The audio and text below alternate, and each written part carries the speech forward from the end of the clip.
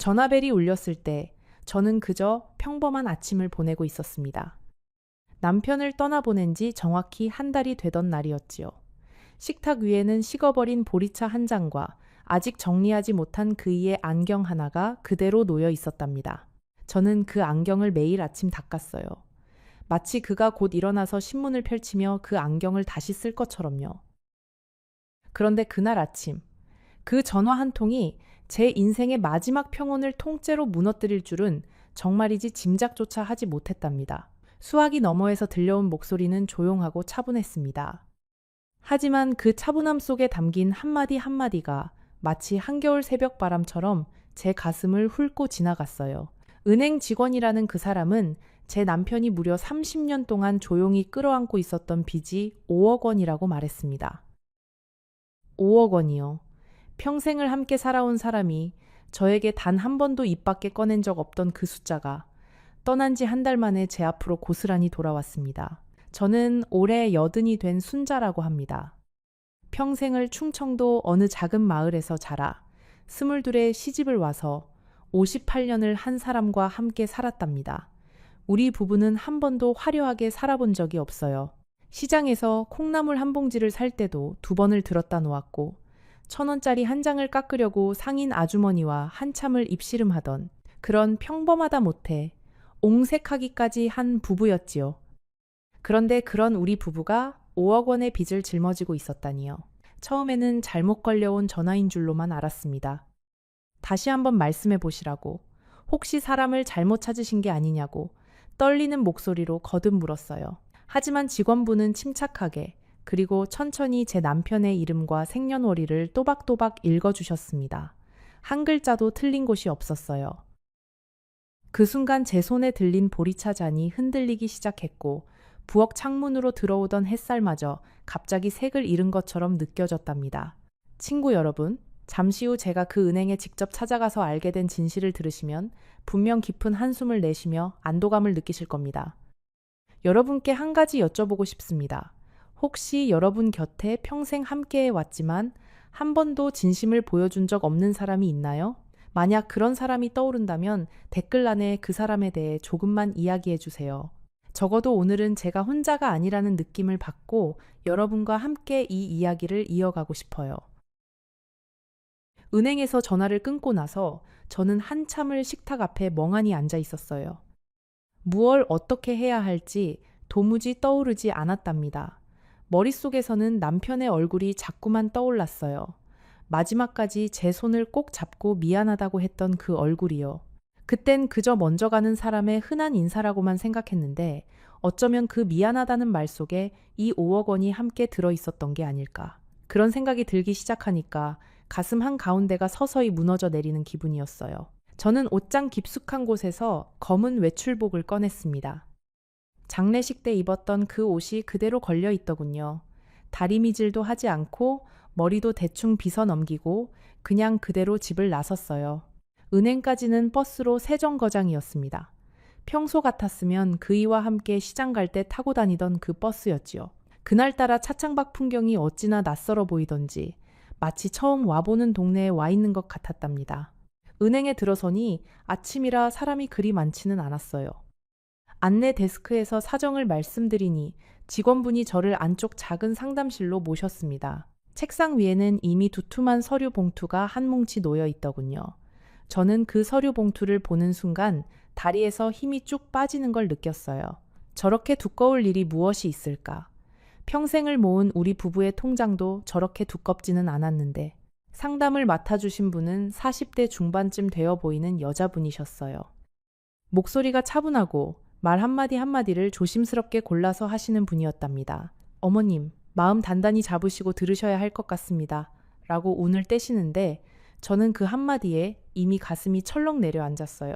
그분이 저에게 종이를 한 장씩 내밀며 설명을 시작했어요. 첫 번째 대출은 30년 전 1995년 봄이었다고요. 그때 금액은 그리 크지 않았다고 합니다. 1,000만 원 정도였다고 하더군요. 하지만 그 뒤로 해마다 혹은 두세 해에 한 번씩 남편이 다시 와서 추가로 돈을 빌렸다고 하더군요. 저는 그분이 종이를 한 장씩 넘기시는 모습을 가만히 지켜봤어요. 그분의 손이 얼마나 익숙하게 움직이시는지 마치 평생을 그 종이들과 함께 살아오신 분 같았답니다. 종이를 넘기실 때마다 사르륵 사르륵 하는 소리가 그 작은 상담실 안에 조용히 울렸어요. 그 소리가 어찌나 크게 들리던지요. 마치 그 소리 하나하나가 제 가슴을 한 번씩 두드리는 것 같았답니다. 직원분은 한 가지 더 말씀해 주셨어요. 마지막 대출은 작년 가을이었다고요. 그러니까 남편이 떠나시기 불과 몇 달 전이었던 거예요. 저는 그 말을 듣고 잠시 숨을 멈췄답니다. 그때쯤 저희 그이가 갑자기 새로 산 시계가 있었어요. 시장에서 10,000원짜리 한 장 깎으려고 하시던 분이 갑자기 그렇게 비싼 시계를 사오셨길래 의아했지요. 그런데 알고 보니 그건 시계가 아니라 또 다른 빚의 흔적이었던 거였답니다. 아니 어쩌면 그 시계조차도 누군가에게 보내드린 선물이었을지도 몰라요. 우리 그이는 자기 자신을 위해서는 10,000원짜리 한 장을 쉽게 못 쓰시던 분이었으니까요. 저는 그 종이들을 한참을 들여다봤어요. 종이 위에는 남편의 서명이 또렷하게 남아 있었습니다. 평생 제가 보아온 그 글씨체, 마지막 받침을 살짝 흘려 쓰던 그 특유의 필체가 한 장 한 장에 모두 똑같이 찍혀 있었어요. 그러니까 누군가 위조한 게 아니었다는 뜻이지요. 우리 그이가 제가 안방에서 자고 있을 때 혹은 시장에 다녀오는 사이에 이 은행에 와서 직접 종이에 이름을 쓰고 도장을 찍고 돈을 빌려갔다는 뜻이었습니다.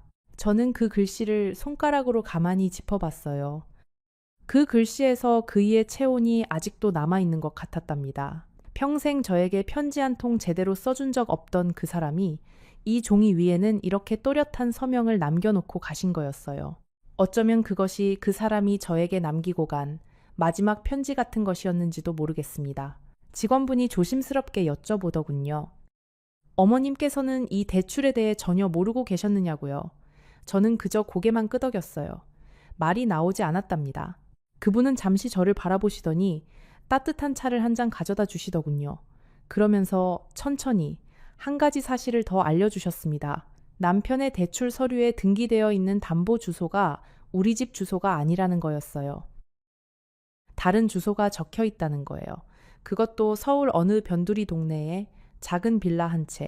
저는 그 종이를 들고 한참을 가만히 있었어요. 그 주소가 적힌 종이를 손에 쥔 채 마치 시간이 멈춘 것처럼 그대로 굳어 있었답니다. 우리 부부는 평생 한 집에서만 살았어요. 그 작은 한옥집, 그 마당 한쪽에 감나무가 한 그루 서 있던 그 집에서요. 그런데 다른 주소라니. 그것도 서울에. 남편은 평생 서울에 일가 친척 한 명 없다고 말했었는데요. 저는 직원분께 떨리는 목소리로 여쭤봤습니다. 이 빚을 제가 갚지 않으면 어떻게 되느냐고요. 그분은 안타까운 표정으로 답해 주셨어요. 상속을 받으시려면 그 빚도 함께 가져가시는 것이고 만약 빚이 너무 크다면 상속을 포기하실 수도 있다고요. 그런데 상속을 포기하시면 남편 명의로 되어 있는 우리 집까지 모두 잃게 된다고 하셨습니다. 그 한옥집이요. 제가 시집 와서 첫 아이를 낳은 그 집, 시어머니를 보내드린 그 집, 그리고 한 달 전에 남편을 떠나보낸 그 집을요. 저는 은행을 나오는데 다리가 후들거려서 제대로 걷지를 못했습니다. 길가에 있는 작은 벤치에 잠시 앉았어요. 가을 햇살이 따뜻한 날이었는데 저는 그날따라 어찌나 추웠는지 모릅니다. 손에 쥔 그 종이가 자꾸만 바람에 펄럭였어요. 마치 제 평생의 신뢰가 그 종이 한 장처럼 바람에 흩날리고 있는 것 같았답니다. 벤치에 앉아 있는데 멀지 않은 곳에서 한 어르신이 새들에게 모이를 던져주시는 모습이 보였어요. 비둘기들이 그분 발치에 모여들어 한참을 깍깍거리고 있었답니다. 그분이 천천히 한 알 한 알 모이를 떨어뜨리시는 모습을 보면서 저는 우리 그이가 평생 그렇게 누군가에게 한 알 한 알 무언가를 떨어뜨려 주셨겠구나 하는 생각이 들었어요. 그 마음이 정말 그 사람다웠습니다. 누가 봐주지 않아도, 누가 알아주지 않아도 그저 묵묵히 자기 자리에서 무언가를 나눠주는 그런 사람이었답니다. 그 어르신은 한참을 더 거기 계시다가 천천히 자리를 뜨셨어요. 새들은 어느새 다 흩어지고 벤치 주변은 다시 조용해졌습니다. 저도 그제야 천천히 일어났어요. 다리가 아직 조금 떨렸지만 마음 한구석에는 묘하게 단단한 무언가가 생겨나고 있었답니다. 집으로 돌아오는 길에 저는 한 가지 결심을 했어요. 무슨 일이 있어도 그 다른 주소가 무엇인지 제 두 눈으로 직접 확인해야겠다고요. 그게 무슨 빚을 위한 담보였는지, 그 자리에 누가 살고 있는지, 그리고 우리 그이가 왜 30년이나 그것을 감춰왔는지를요. 하지만 그 전에 먼저 해야 할 일이 하나 있었습니다. 남편이 평생 쓰던 안방 책상, 그 서랍 깊숙한 곳을 열어봐야 했답니다. 집에 도착하자마자 저는 외투도 벗지 않은 채 안방으로 들어갔어요. 그이의 책상은 여전히 그가 살아있을 때 그대로였습니다. 돋보기 안경 옆에 어제보다 만신문이 펼쳐져 있고 그 옆에는 깍담한 사과가 접시 위에 놓여 있었어요. 저는 그 사과를 차마 치우지 못하고 그대로 두었었답니다. 마치 그를 치워버리는 것 같아서요. 그런데 그날만큼은 달랐어요. 그 평온한 책상 위의 모든 풍경이 거짓말처럼 보이기 시작했답니다. 책상 서랍은 3개였어요. 첫 번째 서랍은 평소에도 자주 열던 곳이라 별다른 게 없었습니다. 안경 닦는 천, 도장, 영수증 몇 장. 두 번째 서랍에는 오래된 가족 사진과 손자들의 어릴 적 그림이 가지런히 정리되어 있었어요. 그리고 마지막 3번째 서랍. 그 서랍은 늘 잠겨 있었답니다. 그이는 별거 아니라고, 그저 옛날 서류 몇 장이 들어있을 뿐이라고 했었어요. 저도 굳이 캐묻지 않았지요. 부부 사이에도 각자의 공간이 있는 거니까요. 서랍 열쇠는 책상 밑에 작은 종이 상자 안에 들어 있었어요. 그 정도는 저도 알고 있었답니다. 다만 한 번도 열어본 적이 없었을 뿐이지요. 열쇠를 자물쇠에 끼우는데 손이 어찌나 떨리던지요. 마치 도둑질이라도 하는 사람처럼 가슴이 콩닥거렸어요. 그리고 서랍이 천천히 열렸을 때 저는 잠시 숨을 멈췄답니다. 서랍 안에는 작은 나무 상자 하나가 들어 있었어요. 그리고 그 상자 위에는 누렇게 변색된 봉투들이 차곡차곡 쌓여 있었습니다. 봉투마다 날짜가 적혀 있었어요. 1995년부터 2024년까지 거의 매년 빠짐없이요. 저는 그 봉투들을 하나씩 꺼내 펼쳐보았습니다. 안에는 영수증, 송금 내역, 그리고 짧은 편지들이 들어 있었어요. 그 편지들의 수신인은 한결같이 한 사람이었답니다. 미경 씨에게라고요. 그 봉투들을 손에 쥐는데 봉투 끝에서 작은 먼지가 폴폴 일어났어요. 누군가 정성스럽게 쌓아 보관해둔 흔적이었답니다. 봉투마다 약간씩 모서리가 달아있는 것을 보니 우리 그이가 가끔씩 이 서랍을 열고 그 봉투들을 한 번씩 들여다보셨다는 것을 알 수 있었어요. 어쩌면 그 사람은 혼자만의 시간에 이 봉투들을 펼쳐보면서 형님을 잠시 기억하셨던 것일지도 모르겠습니다. 산 사람의 비밀이 아니라 떠난 사람을 향한 작은 의식이었을지도요. 미경. 저는 그 이름을 한참 동안 입안에서 굴려보았어요. 평생 처음 듣는 이름이었습니다. 우리 친척 중에도, 동네 사람 중에도, 그이의 옛 친구 중에도 그런 이름을 가진 사람은 없었어요. 저는 떨리는 손으로 가장 오래된 편지를 펼쳐들었습니다.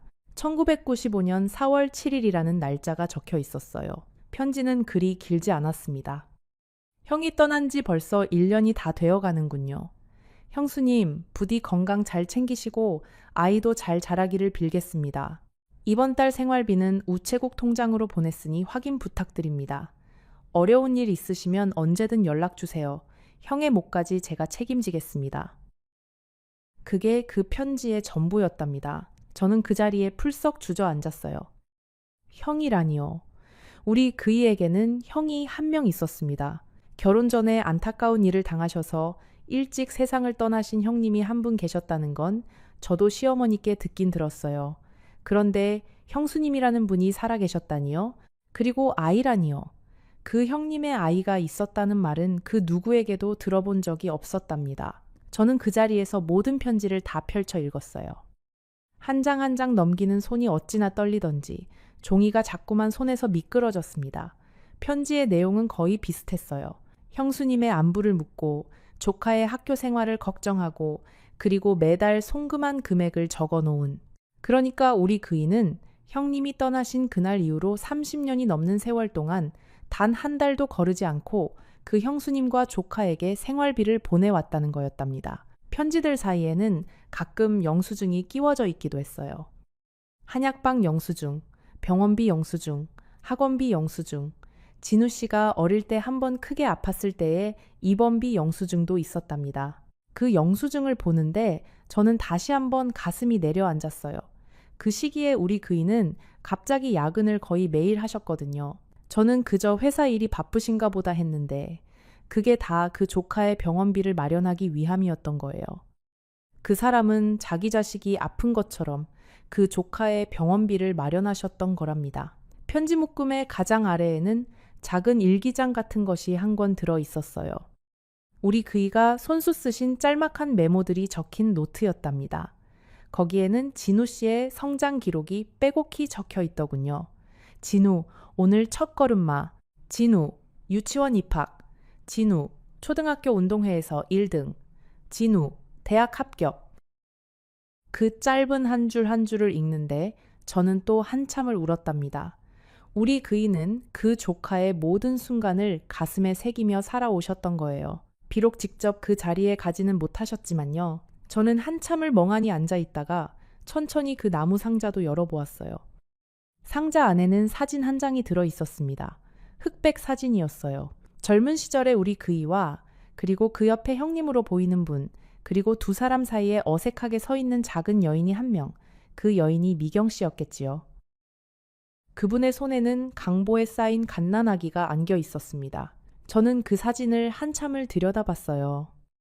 사진 속의 우리 그이는 갓 결혼한 새색시였던 저를 두고 어딘가 외출했던 그 무렵의 얼굴이었습니다. 그 시절 우리 부부는 형편이 어려워서 신혼여행도 제대로 못 가고 시어머니 모시고 한 집에 살면서 매일을 빠듯하게 살았어요. 그런데 그이는 그 어려운 와중에도 형님의 아내와 갓 태어난 조카에게 생활비를 보내고 있었던 거였습니다. 저는 그제야 알 것 같았어요. 왜 우리가 평생 그렇게 옹색하게 살아야 했는지를요. 왜 그이가 그토록 야근을 자주 했는지, 왜 명절에도 친척 집에 가지 않고 늘 혼자 다른 곳에 다녀온다고 했는지, 왜 가끔씩 우체국에 다녀왔다고 했는지를요. 그 모든 것들이 한꺼번에 머릿속에서 짜맞춰지면서 저는 그저 아무 말도 할 수 없었답니다. 생각해보면 작은 단서들은 곳곳에 있었어요. 우리 그이가 10여 년 전쯤 갑자기 시계를 자주 들여다보시던 시기가 있었답니다. 마치 어딘가에 가야 할 약속이 있는데 자꾸만 늦어지는 사람처럼요. 그때 저는 그저 일이 바쁘신가 보다 정도로만 생각했었어요. 그런데 이제 와서 돌아보니 그게 다 그 형수님과 조카에게 가야 할 약속들이었을지도 모른다는 생각이 들었답니다. 또 한 가지 기억나는 게 있어요. 우리 그이는 평생 한 번도 자기 생일을 챙기지 않으셨답니다. 미역국을 끓여드리려고 하면 늘 그러셨어요. 형이 못 누리고 간 생일을 내가 어떻게 챙겨 먹겠어 라고요. 저는 그저 형제 사랑이 깊은 분이라서 그러시는 줄로만 알았어요. 하지만 이제 와서 생각해보니 그게 단순한 형제 사랑이 아니라 형이 남기고 간 모든 것을 자기가 떠안고 살아가는 사람의 무게였던 거였답니다. 그날 밤 저는 한숨도 자지 못했어요. 거실 소파에 앉아서 사진과 편지들을 번갈아가며 들여다봤습니다. 한편으로는 화가 나기도 했어요. 어떻게 평생을 함께 산 아내한테 이런 큰 비밀을 단 한 번도 말해주지 않을 수가 있을까? 그런데 또 한편으로는 묘하게 가슴이 시려오기도 했어요. 형님을 그렇게 갑작스럽게 떠나보내고 홀로 남겨진 형수와 조카를 자기 일처럼 떠안고 살았던 그 마음이 한편으로는 너무도 그이답기도 해서요. 저는 거실 시계가 새벽 3시를 지나가는 소리를 들었어요. 그리고 다시 4시를 지나가는 소리를 들었답니다.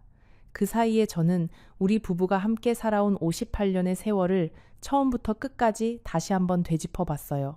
결혼하던 그날 새벽, 시집을 떠나던 가마 안에서 흔들리던 그 마음, 첫 아이를 낳던 그 무더운 여름, 시어머니가 떠나시던 그 가을 새벽, 그 모든 순간순간들을요. 그러면서 저는 한 가지 사실을 깨달았어요. 우리 그이는 평생 한 번도 자기 자신을 위해 무언가를 사신 적이 없었답니다. 옷도 늘 제가 사다 드린 것을 입으셨고 신발도 10년이 넘도록 한 켤레로 버티셨어요.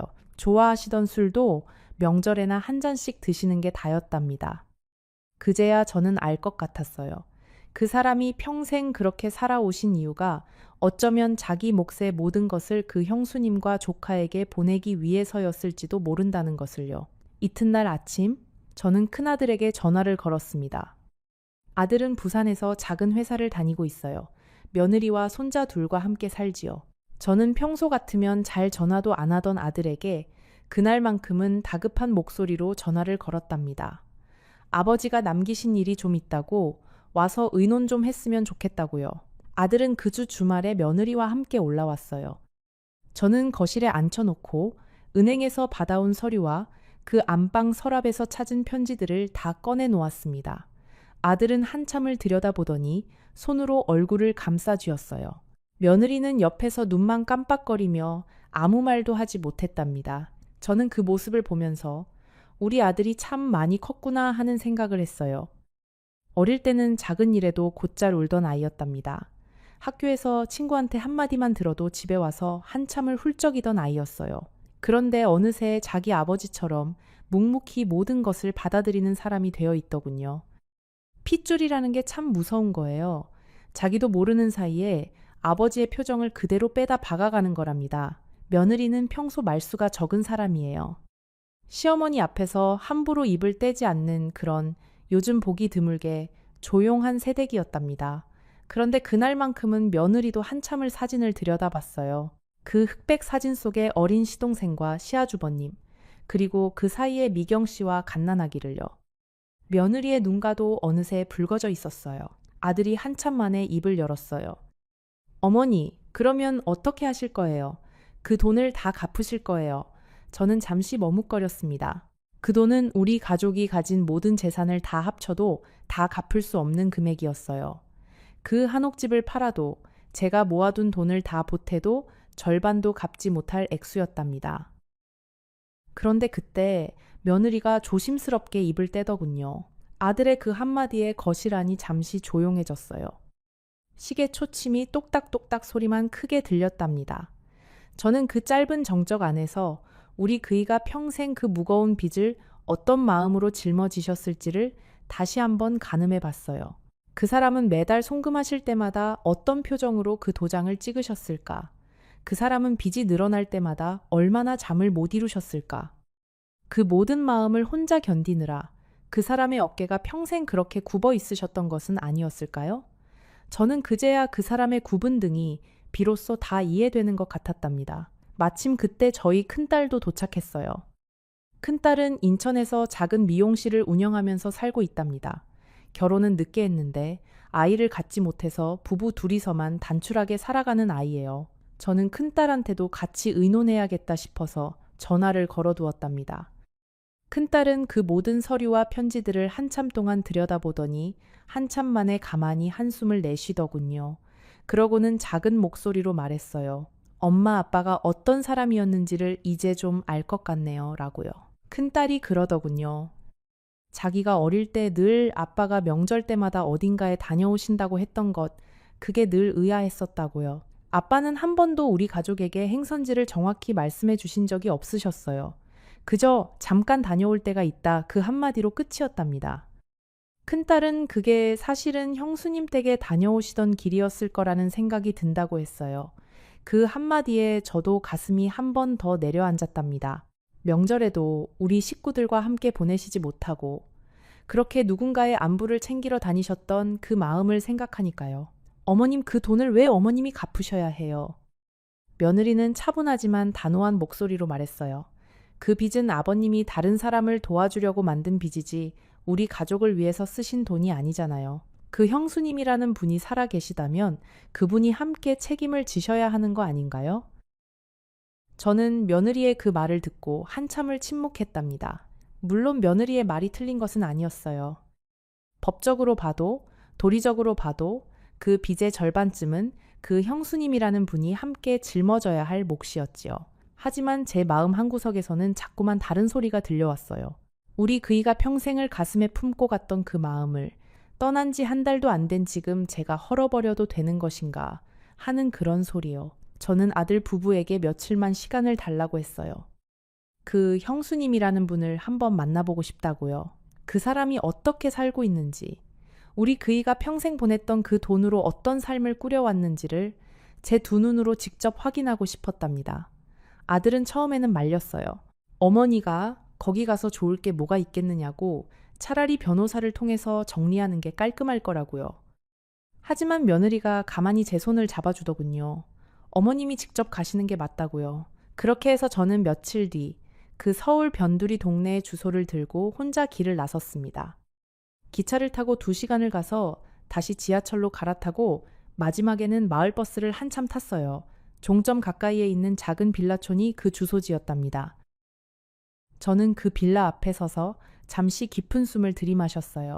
곧 만나게 될 그 사람이 어떤 얼굴을 하고 있을지, 저를 보고 어떤 표정을 지을지, 저로서는 도무지 짐작이 가지 않았답니다. 기차 안에서 저는 한참 동안 창밖을 바라봤어요.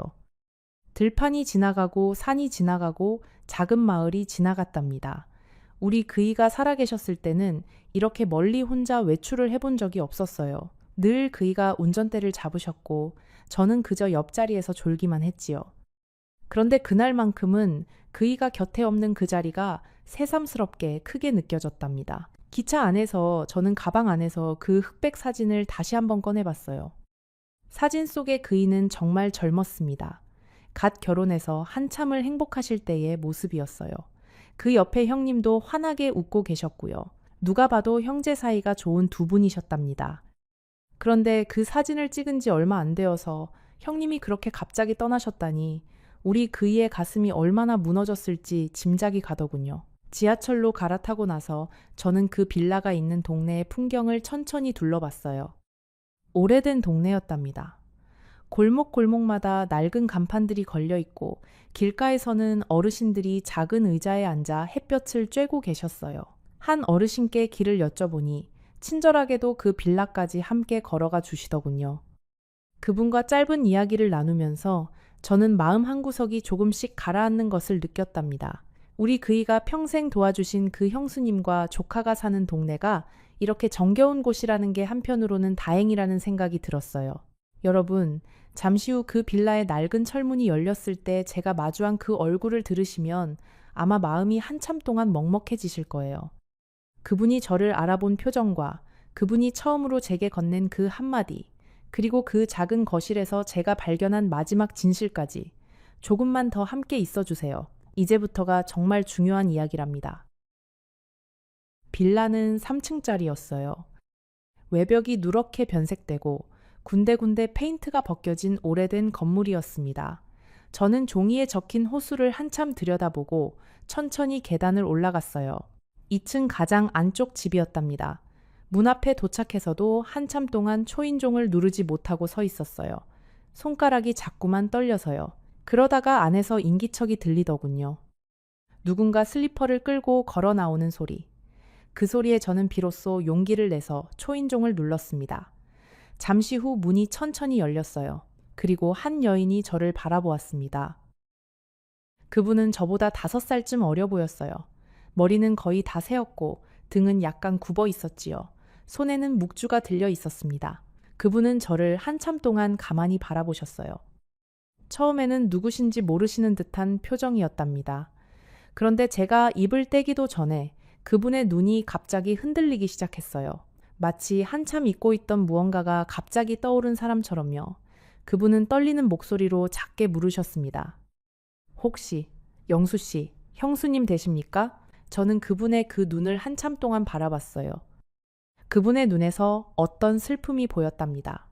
평생을 혼자 견뎌오신 분만이 가질 수 있는 그런 깊고 깊은 슬픔이요.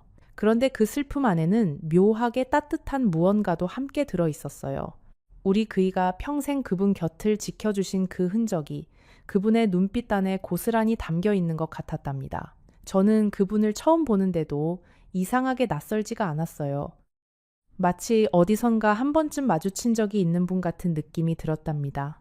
어쩌면 우리 그이가 평생 마음 한구석에 그분을 모셔두고 살아오셨기 때문에 그 마음이 자연스럽게 저에게도 전해진 것이었을지도 몰라요. 부부라는 게 그런 거잖아요. 한 사람이 평생 품고 있는 무언가가 다른 한 사람의 마음에도 모르는 사이에 스며들어 있는 것이요. 영수. 그것이 우리 그이의 이름이었답니다. 그분이 우리 그이의 이름을 그렇게 부드럽게 부르시는 순간 저는 제가 정말 이곳에 와 있다는 사실이 비로소 실감이 났어요. 그러니까 이분이 30년 동안 우리 그이가 매달 편지를 보내고 돈을 보냈던 그 미경 씨라는 분이셨던 거예요. 저는 고개를 끄덕였습니다. 그러자 그분의 눈에서 천천히 눈물이 흘러내리기 시작했어요. 소리도 없이 그저 조용하게요. 그분은 한참 동안 그 자리에 서서 우셨답니다. 그러더니 저를 안으로 들이셨어요. 누추하지만 들어오시라고. 차라도 한 잔 드리고 싶다고요. 집안은 정말 작았어요. 거실이라고 부르기에도 좁은 공간에 작은 소파 하나와 텔레비전 한 대, 그리고 벽 한쪽에 놓인 작은 책상이 전부였습니다. 하지만 모든 것이 정갈하게 정리되어 있었어요. 살림이 넉넉하지 않다는 것이 한눈에 보였지만 그 안에 사는 사람의 품격은 분명히 느껴지는 그런 집이었답니다. 그분은 부엌에서 보리차를 한 잔 끓여오셨어요. 김이 모락모락 나는 잔을 제 앞에 놓아주시고 자신은 맞은편에 조용히 앉으셨습니다. 한참 동안 두 사람 모두 아무 말도 하지 못했어요. 무슨 말부터 시작해야 할지, 어떤 표정을 지어야 할지 둘 다 알지 못했던 것 같아요. 그러다가 그분이 먼저 입을 떼셨습니다. 형수님께서 아무것도 모르고 계시리라고는 영수 씨도 저도 한 번도 생각해 본 적이 없었어요. 그분이 가만히 입을 떼셨습니다. 저는 그 말을 듣고 마음 한구석이 무너지는 기분이었어요. 그분은 계속 말씀하셨습니다. 저는 영수 씨가 형수님과 모든 것을 상의하고 그렇게 도와주시는 줄로만 알았답니다. 그렇지 않다면 어떻게 30년이라는 세월을 그렇게 한결같이 도와주실 수 있었겠어요. 저는 그분의 말씀을 들으며 천천히 보리차를 마셨어요. 그 따뜻한 차가 목구멍을 타고 내려가는데 어찌나 쓰던지요. 평생 마셔온 보리차가 그날만큼 쓴맛이 난 적이 없었답니다. 그분은 다시 천천히 이야기를 이어가셨어요. 남편이 떠난 것은 1994년 겨울이었다고 하셨습니다. 작은 트럭을 몰고 시골에서 농산물을 사다 도매로 넘기는 일을 하셨다고 해요. 그날 새벽도 평소처럼 새벽길을 나섰는데 미끄러운 빙판길에서 큰 사고가 났다고 하셨답니다. 그분은 그 이야기를 하시면서도 담담하셨어요. 이미 30년이 넘게 지난 일이라서 슬픔도 어느새 자기 자리를 찾아 가만히 앉아 있는 모양이었어요. 그분은 한참을 가만히 계시다가 다시 말씀을 이어가셨어요. 그날 아침에는 평소보다 일찍 나가셨다고 합니다. 신혼 때 시집을 와서 시작한 그 작은 농산물 도매 일이 그때 막 자리를 잡아가고 있던 참이었다고요. 그래서 그분도 별다른 걱정 없이 잘 다녀오시라는 인사만 짧게 하셨다고 합니다. 그런데 그게 마지막이었던 거예요. 부부 사이에 가장 무서운 것이 그렇게 가벼운 인사로 헤어진 뒤 다시는 만나지 못하는 거라고 하시더군요. 저는 그 말을 들으면서 우리 그이가 떠나시던 그 새벽이 떠올랐어요. 우리도 그날 그렇게 평범한 아침 인사로 헤어졌었거든요. 그때 자기는 이미 임신 7개월이었다고 하셨어요. 시댁은 형편이 어려워서 도와줄 처지가 못 되었고 친정도 멀리 떨어져 있어서 의지할 곳이 없었다고 합니다. 그런데 장례가 끝나고 며칠이 지난 어느 날 영수 씨가 집으로 찾아오셨다는 거예요. 그러니까 우리 그이가요. 미경 씨는 그때를 또렷이 기억하고 계셨어요. 한방눈이 펑펑 내리는 날이었다고 합니다.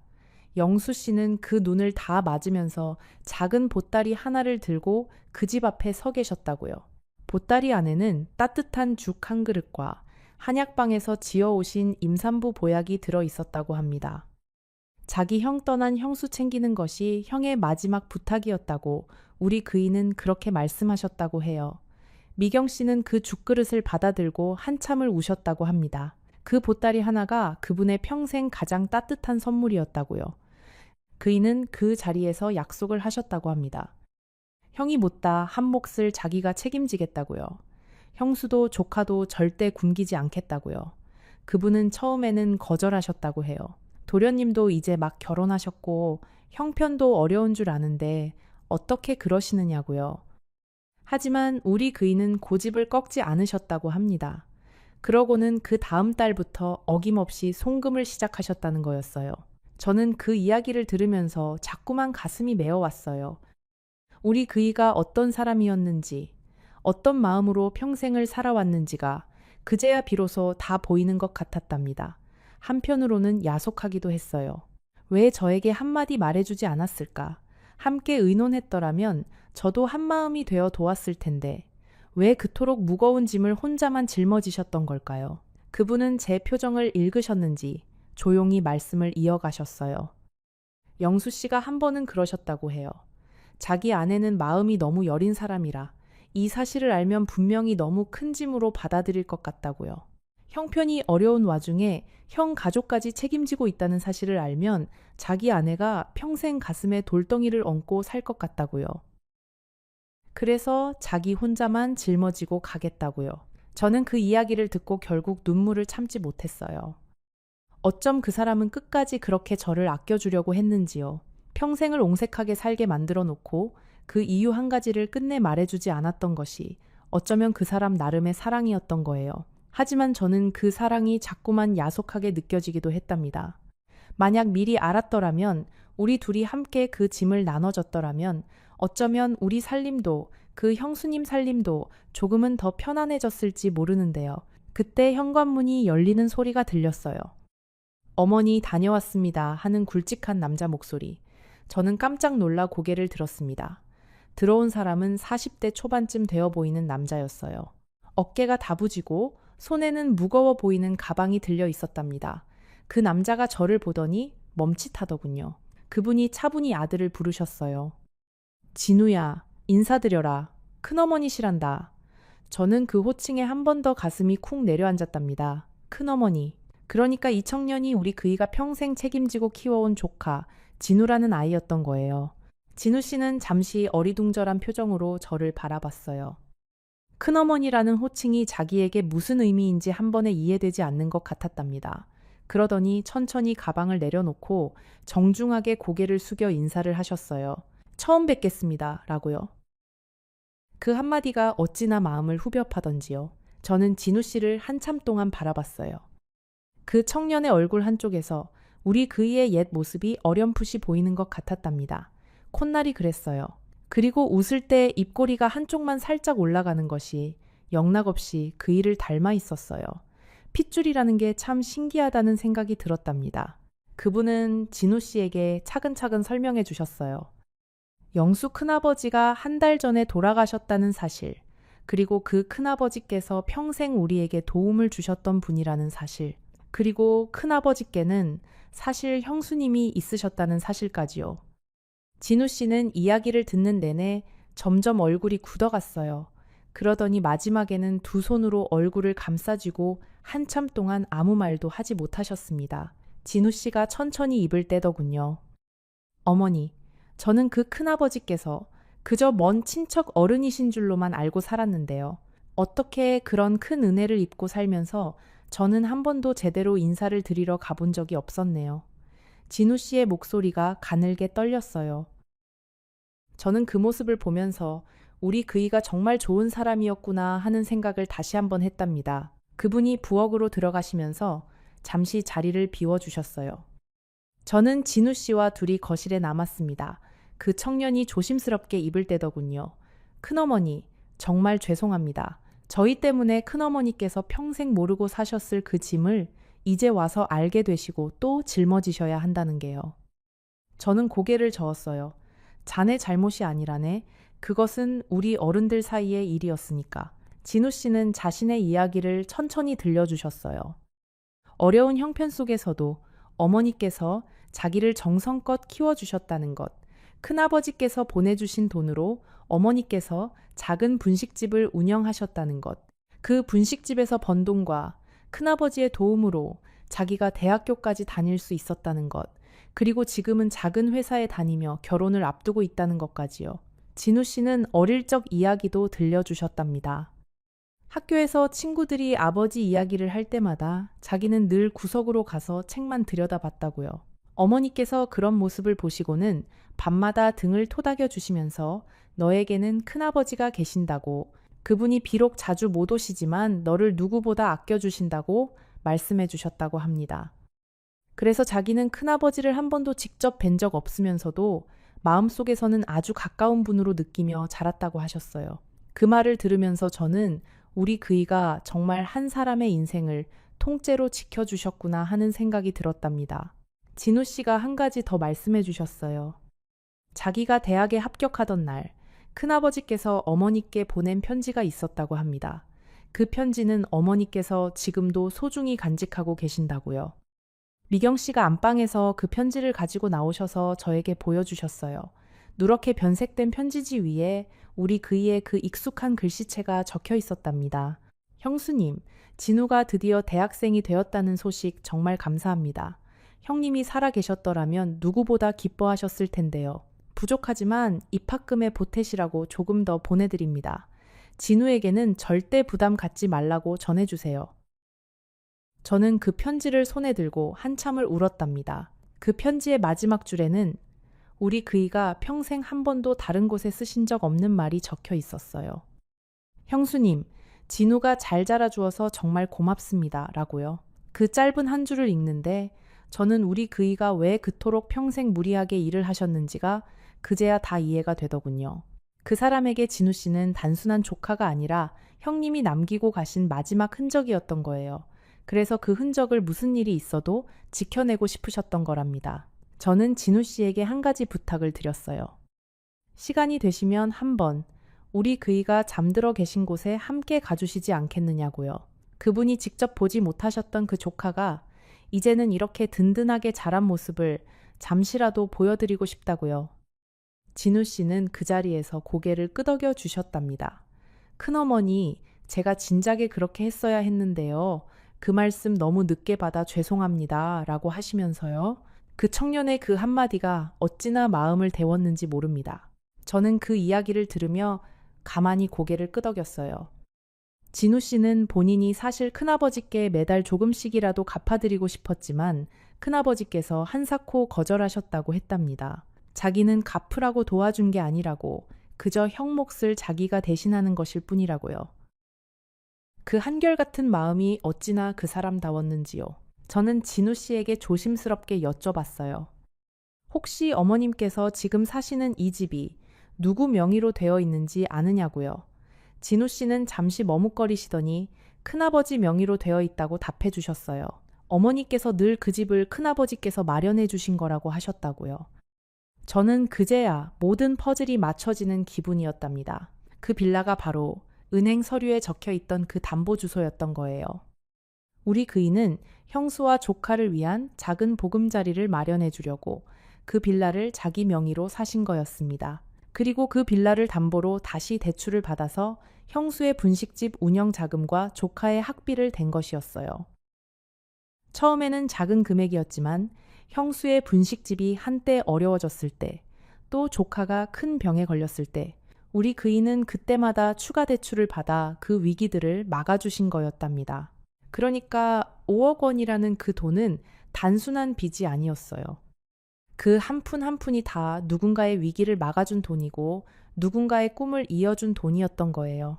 우리 그이는 그 무거운 짐을 평생 혼자 짊어진 채 단 한 번도 자랑하지 않고 단 한 번도 생색내지 않고 그저 묵묵히 그 길을 걸어오신 거였답니다.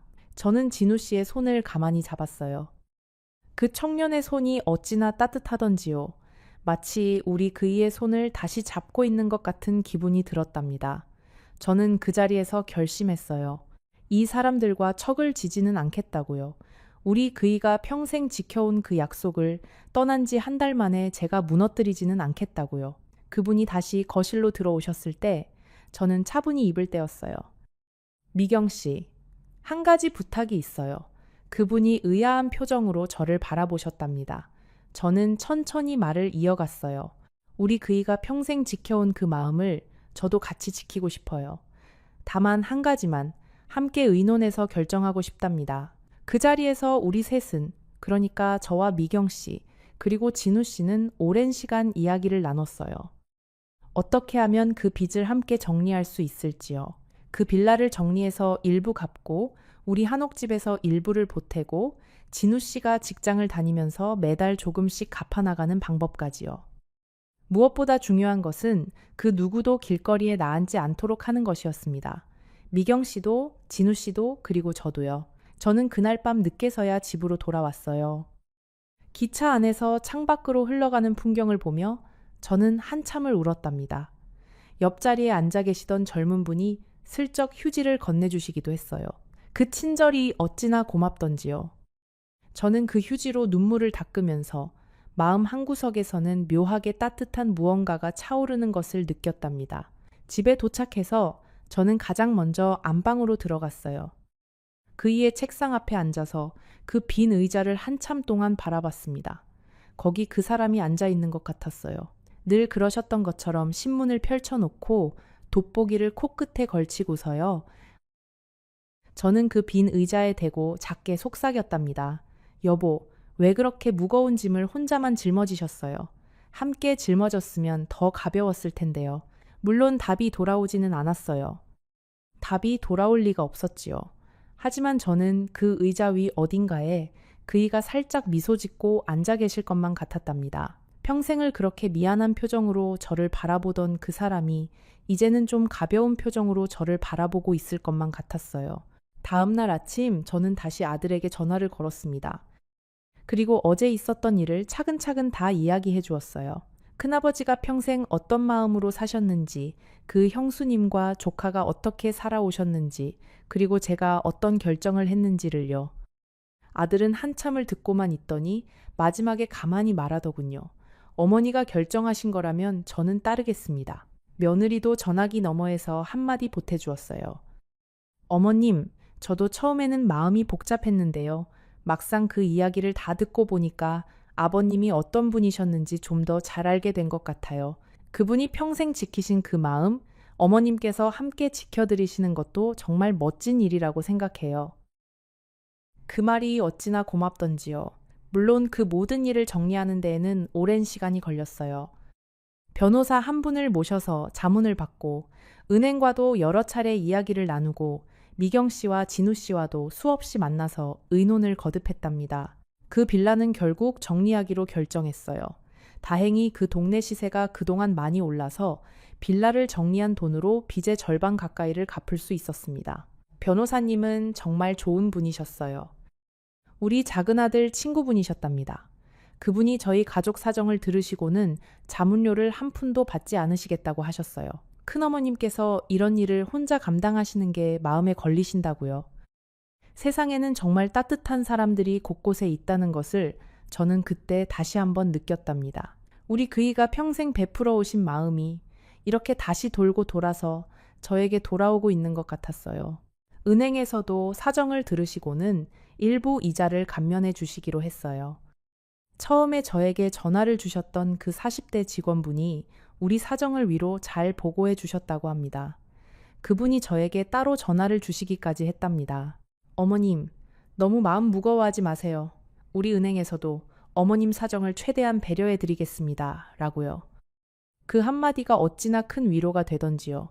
세상의 모든 사람이 차갑지만은 않다는 것을 저는 그분의 그 한마디로 다시 한번 느꼈답니다. 저는 한옥집의 한쪽 별채를 정리하기로 했어요. 그 별채는 시어머니께서 쓰시던 곳이었는데 그분이 떠나신 뒤로는 줄곧 비어있던 곳이었답니다. 그 별채와 마당 한쪽을 떼어서 작은 셋집으로 임대해 두기로 했어요. 그 임대료로 매달 빚의 이자를 갚아 나가기로 했답니다. 처음에 그 별채를 정리하실 때는 마음이 많이 무거웠어요. 시어머니께서 쓰시던 그 자리에 다른 분이 들어오신다는 게 어색하게 느껴졌답니다. 하지만 막상 새를 들어오신 분이 젊은 부부였는데요. 그분들이 어찌나 살가운지요. 아이가 둘 있는 가정이었는데 그 아이들이 마당에서 뛰어노는 소리가 들릴 때마다 저는 마음이 한결 편안해졌어요. 빈집보다는 사람 사는 소리가 들리는 게 훨씬 좋답니다. 우리 그이도 분명히 좋아하실 거예요. 평생 사람을 좋아하시던 분이었으니까요. 진우 씨는 결혼식을 한 해 미루셨어요. 결혼 자금을 모두 큰아버지의 빚 갚는 데에 보태시겠다고 하셨답니다. 저는 처음에는 말렸어요. 자네 인생에 큰 일을 미루지 말라고요. 하지만 진우 씨가 한사코 고집을 부리시더군요. 큰아버지께서 자기에게 베푸신 것을 생각하면 결혼식 한 해 미루는 것은 일도 아니라고요. 그 청년의 마음이 어찌나 갸륵하던지요. 미경 씨도 그 분식집을 정리하시고 작은 반찬 가게로 업종을 바꾸셨어요. 그분도 이제 연세가 있으셔서 큰 가게를 꾸리시는 게 힘에 부치셨다고 합니다. 작은 가게에서 매일 정성껏 만드는 반찬을 동네 분들께 파시면서 한 푼 한 푼 보태신다고 하셨어요. 가끔 저에게도 직접 만드신 반찬을 보내주시곤 했답니다. 그 반찬을 받을 때마다 저는 우리 그이가 평생 보냈을 그 마음의 무게를 새삼 느꼈어요. 미경 씨께서 보내주시는 반찬은 종류도 다양했어요. 깻잎장아찌, 멸치볶음, 무생채, 그리고 그분이 직접 담그신 김치까지요. 그 김치 한 보시기를 꺼내 먹을 때마다 저는 그분의 평생을 한 입씩 받아 먹는 기분이었답니다. 그분이 평생 그 작은 부엌에서 새벽마다 일어나 형편없는 살림을 끌어안고 아들 하나만 보고 살아오신 그 시간들이 그 김치 한 보시기 안에 다 담겨 있는 것 같았어요. 저는 그 반찬을 절대 한 번에 다 먹지 않았답니다. 조금씩, 아주 조금씩만 꺼내 먹으면서 그분과의 인연을 오래오래 음미하고 싶었어요. 저는 답례로 우리 마당에서 직접 따낸 감을 한 상자씩 보내드렸어요. 우리 마당의 그 감나무는 시어머니께서 시집 오실 때 함께 가져오신 어린 묘목이었답니다. 그 묘목이 어느새 자라서 마당의 절반을 차지할 만큼 큰 나무가 되었어요. 가을마다 어찌나 감이 주렁주렁 열리는지요.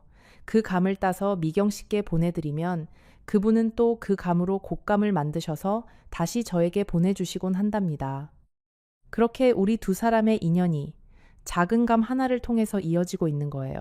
우리 그이가 평생 끌어안고 계셨던 그 인연이 떠나신 뒤에도 이렇게 따뜻하게 이어지고 있다는 것이 저는 참 감사하답니다. 저는 그 빚을 정리하는 동안 한옥집을 떠나지 않았습니다.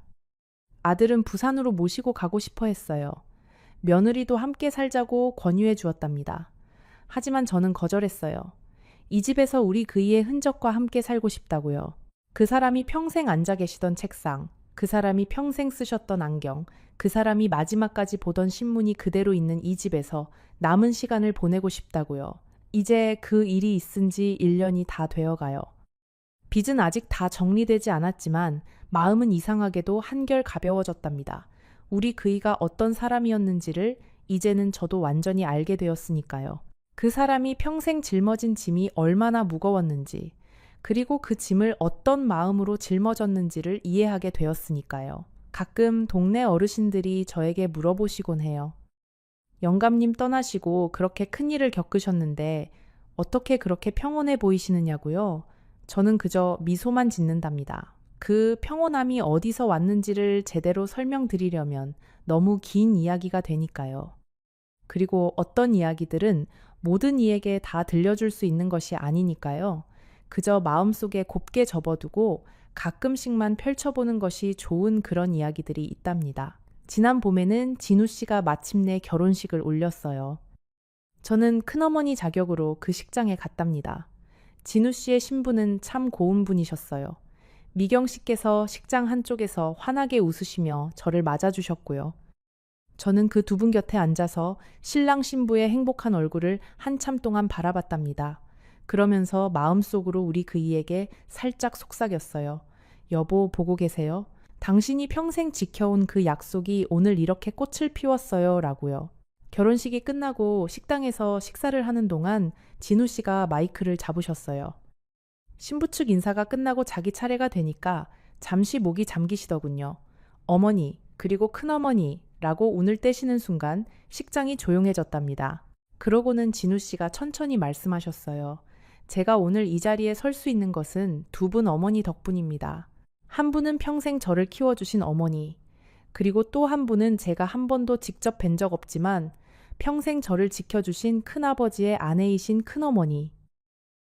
그 한마디에 저는 또 한참을 울었답니다. 저는 그날 식장 한쪽에서 우리 며느리와 큰딸도 만났어요. 두 사람 다 그 자리에 함께 해주었답니다.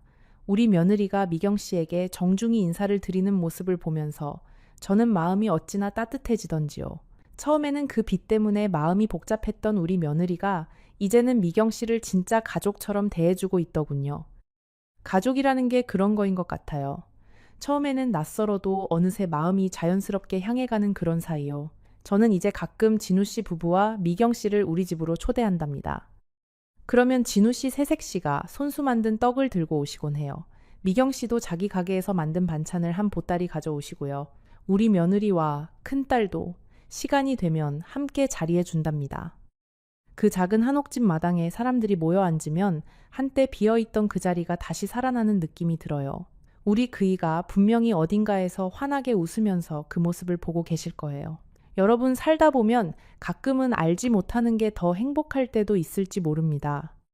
하지만 또 어떤 때는 알게 됨으로써 비로소 그 사람을 완전히 사랑할 수 있게 되기도 한답니다. 저는 그이가 떠나신 뒤에야 비로소 그이를 평생 그 어느 때보다도 깊이 사랑하게 되었어요.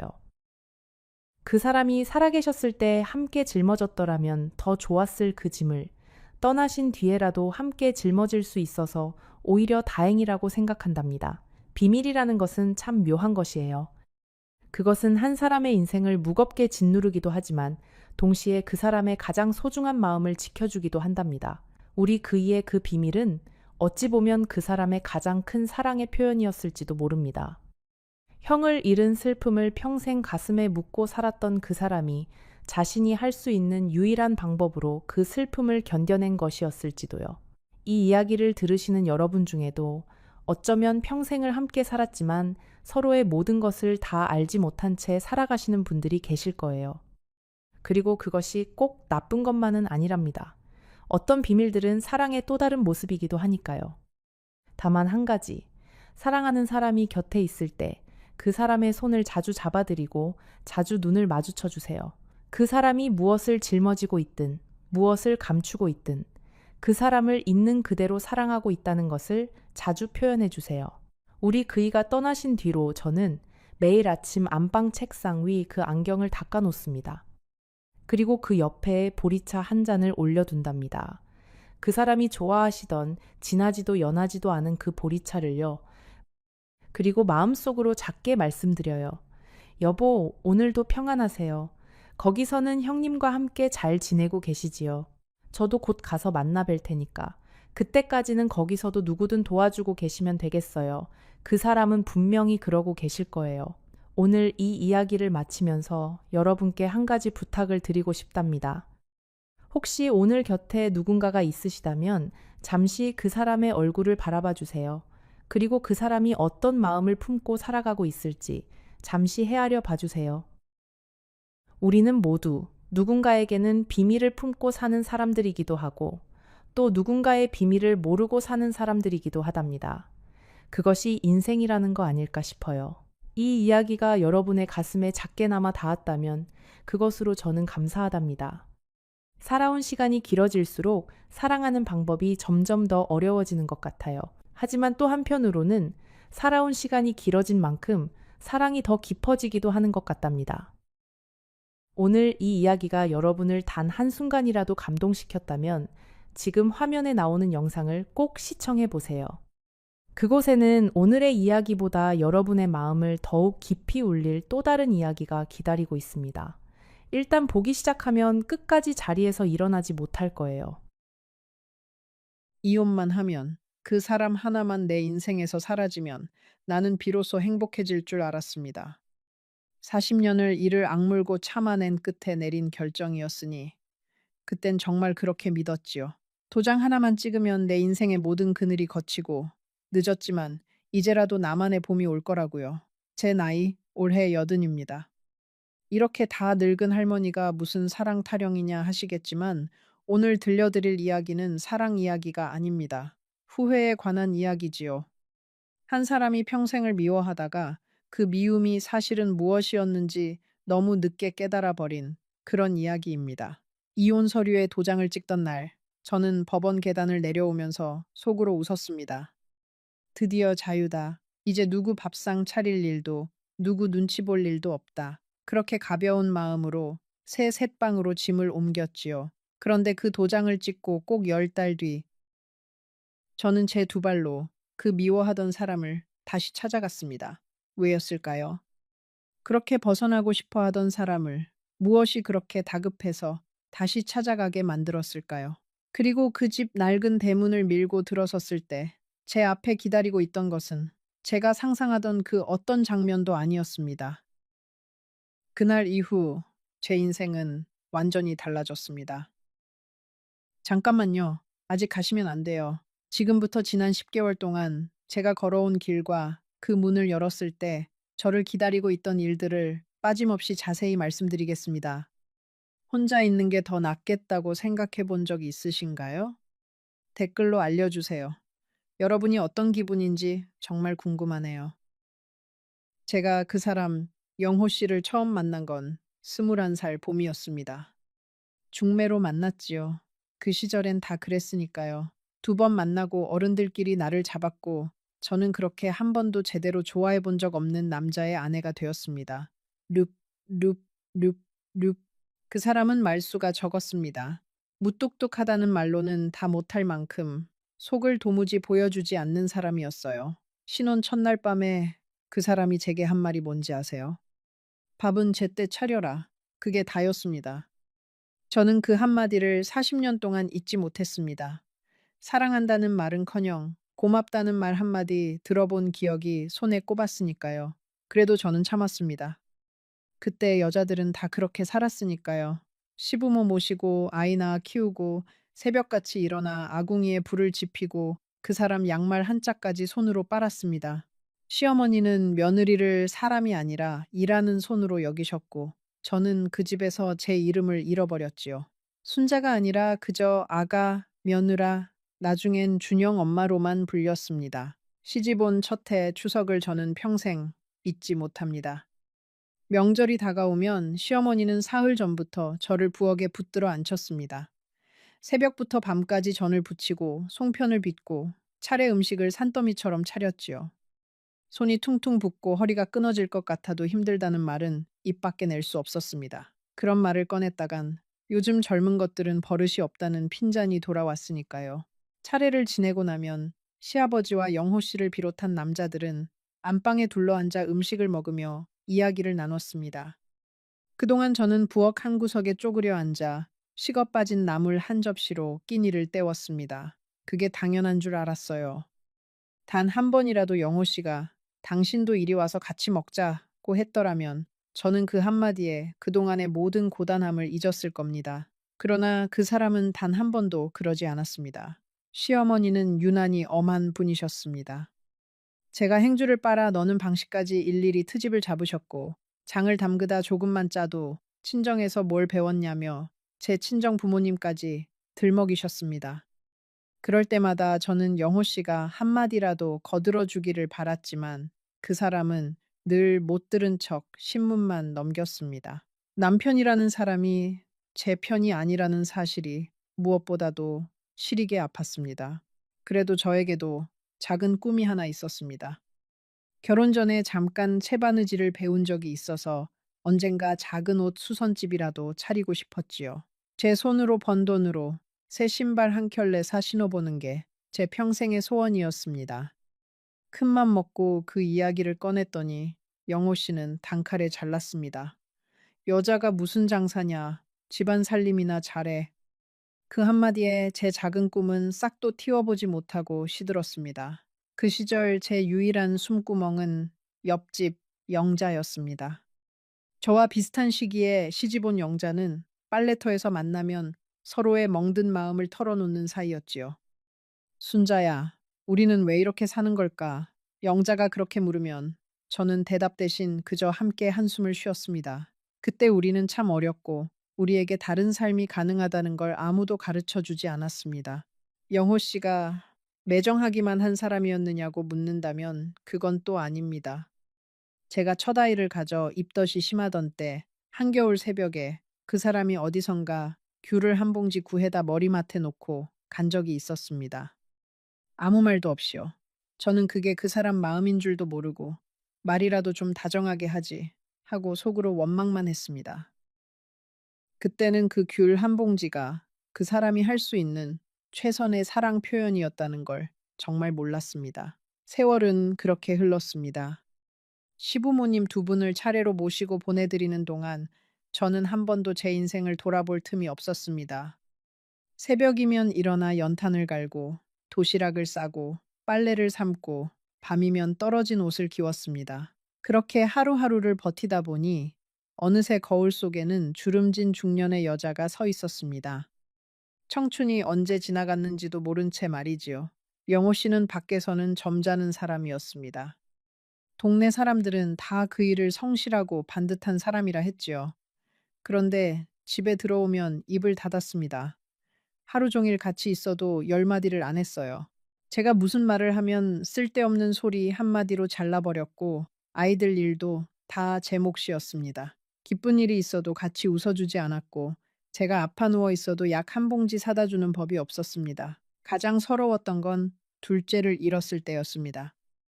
뱃속에서 7달을 키운 아이를 그렇게 보내고 저는 며칠을 식음을 전폐하고 울었습니다. 그때 그 사람은 제 등을 한번 쓸어주기는커녕 산 사람은 살아야지 그 말만 던지고 일하러 나갔습니다. 저는 그날 이 사람과는 마음을 나눌 수 없겠구나 하고 마음의 문을 닫았던 것 같습니다. 그 무렵 우리 살림은 늘 빠듯했습니다. 영호 씨 혼자 벌어 네 식구가 사는 게 쉬운 일이 아니었지요. 저는 남의 집 영바느질을 몰래 받아다 밤마다 미싱을 돌렸습니다. 그 돈을 차곡차곡 모아 준영이 학원비를 대고 미경이 교복을 맞췄습니다. 영호 씨는 제가 그렇게 한다는 걸 알면서도 모르는 척 했습니다. 고맙다는 말도 미안하다는 말도 없었지요. 다만 월급날이면 봉투에서 제 몫이라며 얼마간을 따로 떼어 말없이 밥상 위에 올려놓곤 했습니다. 아이들은 아버지를 어려워했습니다. 준영이는 아버지 앞에서는 말 한마디 제대로 못했고 미경이는 아예 아버지를 피해 다녔습니다. 영호 씨는 자식들에게도 무뚝뚝하기는 매한가지였으니까요. 그런데 아이들이 잠든 깊은 밤이면 그 사람이 슬그머니 아이들 방에 들어가 이불을 다시 덮어주고 나오는 걸 저는 여러 번 보았습니다. 낮에는 그렇게 차가운 사람이 밤에는 그렇게 조심스러운 손길을 가진 사람이라는 걸 그때는 저만 알고 있었지요. 준영이가 고등학교에 들어가던 해 그 사람이 다니던 공장이 어려워져 한동안 일을 쉰 적이 있었습니다. 그 몇 달 동안 영호 씨는 부쩍 말이 없어졌고 밤마다 잠을 이루지 못하고 마당에 나가 담배를 태웠습니다. 가장으로서 식구들을 못 먹여 살릴까봐 그 무거운 짐을 혼자 지고 끙끙 앓았던 거지요. 그런데 저는 그때 그 사람의 등을 한 번도 다독여주지 못했습니다. 저 역시 제 서러움에 갇혀 그 사람의 외로움을 들여다볼 마음의 여유가 없었으니까요. 지금 와서 생각하면 우리는 둘 다 외로웠습니다. 한 지붕 아래, 한 이불을 덮고 자면서도 각자의 외로움 속에 갇혀 서로에게 손을 내밀 줄을 몰랐습니다. 저는 그 사람이 차가워서 외로웠고 그 사람은 저에게 다가가는 법을 몰라서 외로웠습니다. 그 긴 세월 동안 우리 사이에는 보이지 않는 두꺼운 벽이 점점 더 높아져만 갔습니다. 그 벽을 허물 기회가 아주 없었던 건 아닙니다. 결혼 25주년이 되던 해 미경이가 큰맘 먹고 우리 부부에게 온천 여행을 보내준 적이 있었지요. 단둘이 떠난 그 여행에서 저는 내심 기대했습니다. 어쩌면 이 사람이 이번만큼은 다정한 말 한마디 해주지 않을까 하고요. 그런데 그 사람은 온천에 가서도 말없이 텔레비전 뉴스만 들여다보았고 저는 또 한 번 마음을 닫았습니다. 돌아오는 기차 안에서 저는 창밖만 바라보며 울었습니다. 지금 와서 그날을 떠올리면 그 사람도 그 침묵 속에서 무슨 말을 꺼내야 할지 몰라 헤매고 있었을지도 모릅니다.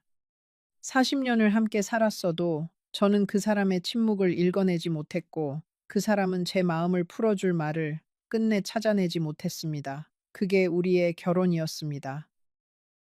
그렇게 세월이 흘러 준영이와 미경이가 자랐습니다. 아이들이 크는 재미로 저는 견뎠지요.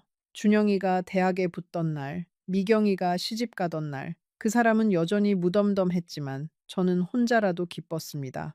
아이들만큼은 나처럼 메마른 결혼을 하지 않기를 속으로 얼마나 빌었는지 모릅니다. 문제는 그 사람이 정년퇴직을 하고 난 다음이었습니다.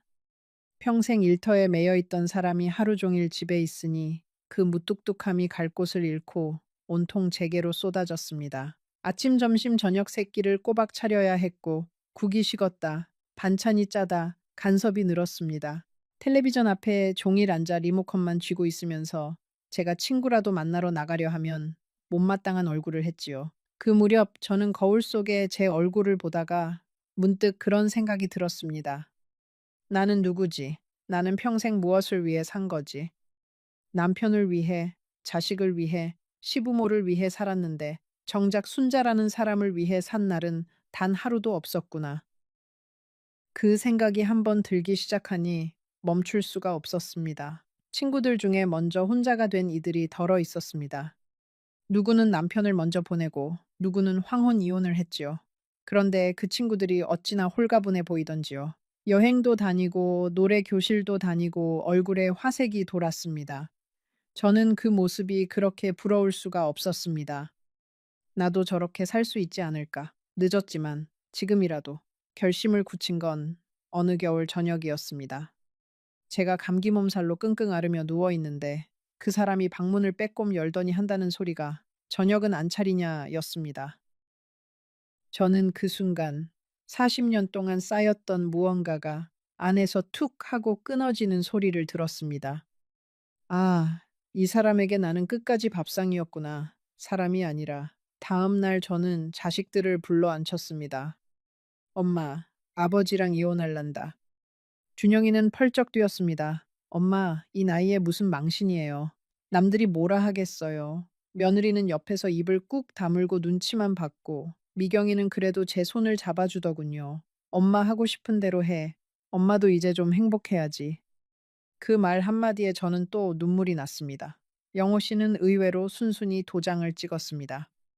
제가 이혼 이야기를 꺼냈을 때 그 사람은 한참을 말없이 천장만 바라보았습니다. 그러더니 짧게 한마디 했어요. 그래, 네 뜻대로 해라. 저는 그 말이 그 사람이 평생 제게 했던 무관심의 마지막 증거라고 생각했습니다. 끝까지 붙잡지도 않는구나. 끝까지 나를 이렇게 쉽게 놓아버리는구나 하고요. 지금 와서 생각하면 그 천장을 바라보던 긴 침묵 속에 무엇이 들어 있었는지 저는 그때 조금도 헤아리지 못했습니다. 사람은 자기가 보고 싶은 것만 보는 법이니까요. 이혼 도장을 찍기까지의 그 몇 주 동안 그 사람은 평소와 조금도 다르지 않은 듯 보였습니다. 그래서 저는 더 화가 났습니다. 마누라가 떠난다는데 어떻게 저렇게 태어날 수 있을까? 어떻게 한마디 만류의 말이 없을 수 있을까? 그런데 지금 와서 그때를 떠올리면 그 사람의 행동에는 작은 변화들이 분명 있었습니다. 제가 짐을 정리하는 동안 그 사람은 평소보다 일찍 자리에 들었고 평소보다 늦게 일어났습니다. 새벽에 한번 눈이 떠져 보니 그 사람이 식탁에 앉아 어둠 속에서 가만히 제 짐보따리를 바라보고 있더군요. 그땐 그저 저 사람이 무슨 짐이 빠졌는지 따지려는 게로구나 싶어 다시 누웠습니다. 이혼하기 전날 밤 저는 그 집에서 마지막으로 밥상을 차렸습니다. 평생의 마지막 밥상이라 생각하니 손이 자꾸만 떨렸습니다. 그 사람이 좋아하던 청국장을 끓이고 갈치를 굽고 콩나물 무침을 무쳤습니다. 그날따라 그 사람은 평소보다 천천히 먹었습니다. 한 숟갈 한 숟갈을 오래오래 씹으며 가끔씩 젓가락을 멈추고 그릇을 한참 들여다 보았지요. 저는 그때 그 모습이 평생 먹던 맛이라 익숙해서 그러나 보다 정도로만 생각했습니다. 그 밥상이 그 사람에게 어떤 의미였는지를 그때는 짐작조차 하지 못했지요. 그날 밤 그 사람이 저에게 마지막으로 한 말은 잘 자라였습니다. 평소엔 인사 한마디 없이 등 돌리고 눕던 사람이 그날만은 그 한마디를 했습니다. 저는 그 한마디조차 내일 도장 찍으러 가야 하니 잠 푹 자라는 소리인가 하고 빗둘게 받아들였습니다. 사람이 한번 미움에 사로잡히면 상대의 어떤 호의도 그 미움의 색깔로 물들여 버리는 법이지요. 저는 그날 평생 그 사람이 처음이자 마지막으로 건넨 다정한 인사를 끝내 받아주지 못한 셈입니다. 이혼하고 처음 며칠은 정말 날아갈 것 같았습니다. 작은 새빵 하나를 얻어 짐을 풀고 늦잠도 자보고 밥은 대충 김치에 물 말아 먹어도 누가 뭐라는 사람이 없었습니다. 텔레비전 채널도 제 마음대로 돌리고 자고 싶을 때 자고 깨고 싶을 때 깼습니다. 이게 자유구나. 이게 사람 사는 거구나 싶었지요. 그런데 그 홀가분함은 오래가지 않았습니다. 한 보름쯤 지났을까요? 저녁이 되면 이상하게 마음이 텅 비었습니다. 평생 누군가의 저녁상을 차리던 손이 갈 곳을 잃으니 어쩔 줄을 몰랐습니다. 혼자 먹는 밥은 아무리 맛난 반찬을 차려도 모래알 같았습니다. 텔레비전 소리만 온 방을 가득 채우는데 그 소리가 어찌나 크게 들리던지요. 밤이 가장 견디기 힘들었습니다. 40년을 옆에 누군가의 숨소리를 들으며 잤는데 그 숨소리가 사라지니 방이 무덤처럼 고요했습니다. 미워하던 사람의 숨소리마저 그리울 줄은 저도 정말 몰랐습니다. 그 사람의 코고는 소리가 그렇게 듣기 싫었는데 이제는 그 소리가 없어서 잠이 오질 않았습니다. 자식들에게 기대 보려고도 했습니다. 준영이네 집에 며칠가 있었지요. 손주들 보는 재미라도 있을까 해서요. 그런데 며느리의 얼굴이 날이 갈수록 굳어갔습니다. 처음 하루 이틀은 어머니 편히 계세요 하더니 사흘째 되는 날부터는 제가 부엌에 들어가면 슬그머니 자리를 피하고 제가 손주에게 옛날 이야기라도 해줄라 치면 어머니 애 교육에 안 좋아요 하며 말을 잘랐습니다. 하루는 밤에 화장실에 가려고 일어났다가 부엌에서 두 사람이 나누는 소리를 듣고 말았습니다. 여보, 어머니 언제까지 계신데? 글쎄, 나도 모르지. 이혼까지 하셨는데 이제 어디 가시겠어? 아니, 그럼 우리가 평생 모셔야 한다는 거야? 아버님은 멀쩡히 계신데 왜 우리만... 저는 그 자리에 얼어붙어 화장실도 못 가고 한참을 서 있었습니다. 그 밤에 저는 제 방, 아니, 손주 방을 빌려 쓰던 그 작은 방에 앉아 생각했습니다. 나는 자유를 찾아 나왔는데 어쩌다 이렇게 천덕꾸러기가 되었을까? 평생 누구의 짐도 되지 않으려고 그렇게 손이 부르트도록 일했는데 이제 와서 자식의 짐이 되어버렸구나. 다음 날 아침, 저는 핑계를 대고 짐을 싸서 제 셋방으로 돌아왔습니다. 셋방으로 돌아오는 버스 안에서 저는 창밖을 보며 한참을 멍하니 앉아 있었습니다. 사람들로 붐비는 버스 안에서 저는 어느 누구의 시선도 받지 못하는 그림자 같았습니다. 평생 누군가의 어머니로, 며느리로, 아내로 살아온 제가 이제 그 어떤 이름표도 떼어버린 빈 사람이 되어 앉아있는 기분이었지요. 자유롭다는 게 이렇게 외로운 일인 줄 미처 몰랐습니다. 그해 첫 명절은 더더욱 잊을 수가 없습니다. 추석날 아침, 저는 작은 셋방에서 혼자 송편을 빚었습니다. 한 개, 두 개, 세 개, 빚다 보니 어느새 한솥 가득이었습니다. 평생 한솥 가득 빚는 게 몸에 배어 있었던 거지요. 그 송편을 누구에게 줄 사람도 없는데 말입니다. 저는 그 솥을 끌어안고 한참을 울었습니다. 평생 차린 그 많은 명절상이 다 누구를 위한 것이었나. 그리고 이제는 누구도 제 송편을 기다리지 않는다는 사실이 그렇게 사무칠 줄 몰랐습니다. 옆집에 사는 김 여사라는 분이 그날 우연히 저를 보고는 자기 집 차례 음식이라며 한 접시 가져다 주셨습니다. 혼자 명절 보내시면 어떡해요? 그 한마디에 저는 또 무너졌습니다. 평생 남의 집 며느리 노릇, 며느리 어른 노릇을 다 하고 살았는데 늙어서 옆집 사람의 동정을 받는 신세가 되어 있더군요. 자존심이 상한다기보다 그저 슬펐습니다. 내가 살아온 그 긴 세월이 다 어디로 가버린 걸까 싶었지요. 영자가 그 무렵 저를 찾아온 일이 있었습니다. 빨래터에서 함께 한숨 쉬던 그 영자 말입니다. 영자는 평생 그 무뚝뚝한 자기 남편하고 그래도 끝까지 같이 살고 있었지요. 영자가 제 손을 잡고 그러더군요. 순자야, 너는 용기 있는 사람이다. 나는 평생 용기가 없어서 못했는데. 저는 그 말을 들으면서 속으로 이렇게 답하고 싶었습니다. 영자야, 사실은 나도 용기가 있어서 한 게 아니야. 그저 더는 못 견뎌서 한 거야. 그리고 지금 나는 네가 부럽다. 하지만 그 말은 끝내 입 밖에 내지 못했습니다. 밤마다 저는 영호 씨에게 전화를 걸까 말까 망설였습니다. 수화기를 들었다가 내려놓기를 수십 번. 자존심이 발목을 잡았고 두려움이 손목을 붙들었지요.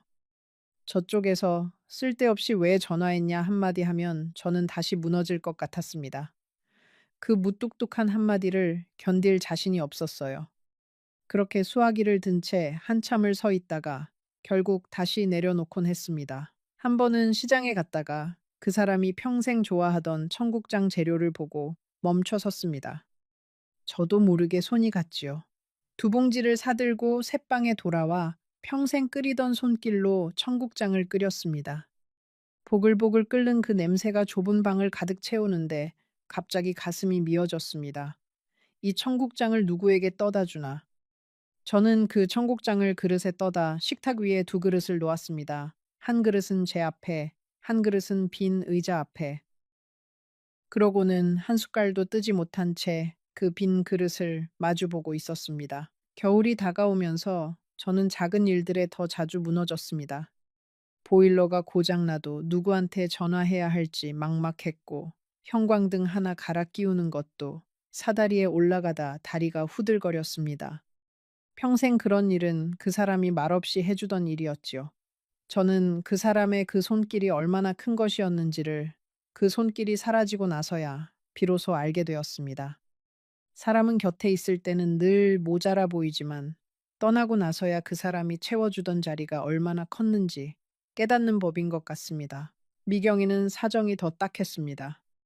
그 애는 시집살이가 호된 데다 남편 사업까지 기울어 제 한몸 건사하기도 벅찼지요. 그런 딸에게 차마 외롭다는 말을, 힘들다는 말을 할 수가 없었습니다. 전화를 걸어도 엄마, 나 지금 바빠. 이따 할게. 하면 그 이따는 좀처럼 오지 않았습니다. 저는 수화기를 내려놓고 한참을 멍하니 앉아 있곤 했습니다. 그렇게 봄이 가고 여름이 갔습니다. 저는 혼자였습니다. 자유로웠지만 그 자유는 제가 꿈꾸던 자유가 아니었습니다. 노래교실에 한번 나가봤지만 짝지어 다니는 사람들 틈에서 저는 자꾸만 겉돌았습니다. 친구들과 어울려도 집에 돌아오는 길은 늘 혼자였고 그 길이 그렇게 멀게 느껴질 수가 없었습니다. 가을이 오자 몸이 자주 아팠습니다. 혈압약을 타러 가는 길도 혼자, 병원 대기실에 앉아 제 이름이 불리기를 기다리는 것도 혼자였습니다. 다른 노인들은 다 자식이나 배우자가 곁에 앉아 있는데 저만 빈 의자 옆에 덩그러니 앉아 있었습니다. 그날 저는 약봉지를 손에 쥐고 버스 정류장에서 한참을 울었습니다. 지나가는 사람들이 볼까봐 손수건으로 입을 막고요. 병원에서 돌아오는 길에 저는 옛날 우리 집 근처를 일부러 한 바퀴 돌았습니다. 멀리서 그 골목 입구만 잠깐 보고 가려고 했는데 발이 자꾸 그쪽으로 향했습니다. 그래도 차마 대문 앞까지는 가지 못하고 골목 어귀에 서서 한참을 그 집 지붕만 바라보았습니다. 지붕 위에 푸른 이끼가 그새 덮여 있더군요. 그 사람이 평생 봄, 가을이면 사다리를 타고 올라가 지붕을 손보던 모습이 떠올랐습니다. 이제 저 지붕을 누가 손보고 있을까? 그런 생각이 들었습니다. 그 길에서 우연히 옛 이웃 한 분을 만났습니다. 준영 엄마, 오랜만이에요. 그래, 잘 지내요? 하시는데 저는 차마 이혼했어요. 라는 말을 꺼내지 못했습니다. 그분도 그저 어색하게 웃기만 하셨지요. 다 알고 있다는 눈치였습니다. 동네 소문이 어떤지 굳이 묻지 않아도 알 것 같았습니다. 그 집 마누라가 늙음하게 영감 버리고 나갔다더라. 그런 말이 등 뒤로 따라붙고 있다는 걸 저도 모르지 않았습니다. 그렇다고 후회한다는 말은 아닙니다. 그 집에서의 40년은 분명히 제가 견딜 만한 삶이 아니었습니다. 다시 그 시절로 돌아간다면 저는 또 그 집을 나왔을지도 모릅니다. 다만 나오는 방식이 달랐어야 했다는 생각이 들었습니다. 그렇게 미움만 쌓아두고 도망치듯 나오는 게 아니라 한 번쯤은 그 사람과 정면으로 마주 앉아 그동안 못한 말을 다 해보고 나왔어야 했다고요. 그랬다면 적어도 지금처럼 가슴 한가운데 큰 구멍이 뚫린 채 살지는 않았을 텐데 말입니다. 저는 그 무렵 잠을 거의 못 잤습니다. 새벽 2시, 3시면 어김없이 눈이 떠졌고 그러면 다시는 잠들지 못한 채 천장만 바라보았습니다. 늙어가는 사람의 새벽이라는 게 그렇게 길고 무서운 줄 그때 처음 알았지요. 그 긴 새벽마다 저는 자꾸만 옛날 일들을 떠올렸습니다. 좋은 일은 떠올리지 않으려 해도 떠올랐고 미운 일은 잊으려 해도 잊히지 않았습니다. 준영이가 한번 다녀간 적이 있습니다. 며느리 없이 혼자 왔더군요. 손에 약봉지와 죽 한 그릇을 들고요. 엄마, 며칠 와 계실래요? 처가 친정 가서 며칠 비웠어요. 그 말이 어찌나 미안하고 또 고맙던지요. 며느리 없을 때 와 있으라는 그 배려가 한편으로는 며느리 눈치를 봐야 하는 아들의 처지가 안쓰러워 가슴이 시렸습니다. 저는 고개를 저었습니다. 엄마 괜찮다. 너희 부부 사이만 좋으면 됐다. 그렇게 말하고 돌려보냈습니다. 그날 밤 저는 또 잠들지 못했습니다.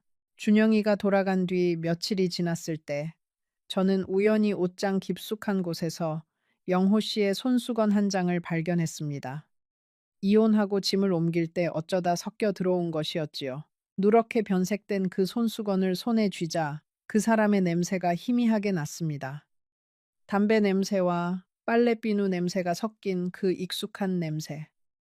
저는 그 손수건을 끌어안고 또 한참을 울었습니다.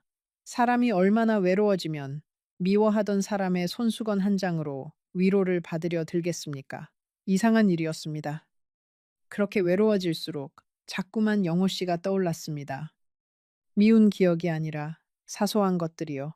제가 김치를 담그면 가장 먼저 손가락으로 집어 먹어보던 모습, 비 오는 날 우산도 없이 나간 저를 정류장까지 마중 나와 말없이 우산만 내밀던 모습, 제가 아끼던 화분이 시들면 슬그머니 물을 주던 그 무뚝뚝한 손길, 그런 것들이 하나둘 떠오르기 시작했습니다.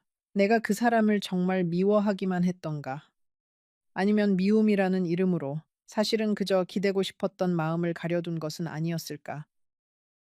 그런 생각이 들 때마다 저는 고개를 세차게 저었습니다. 아니야, 그 사람은 나를 사람 취급도 안 했어. 잘 헤어진 거야. 그렇게 스스로를 다독였지요.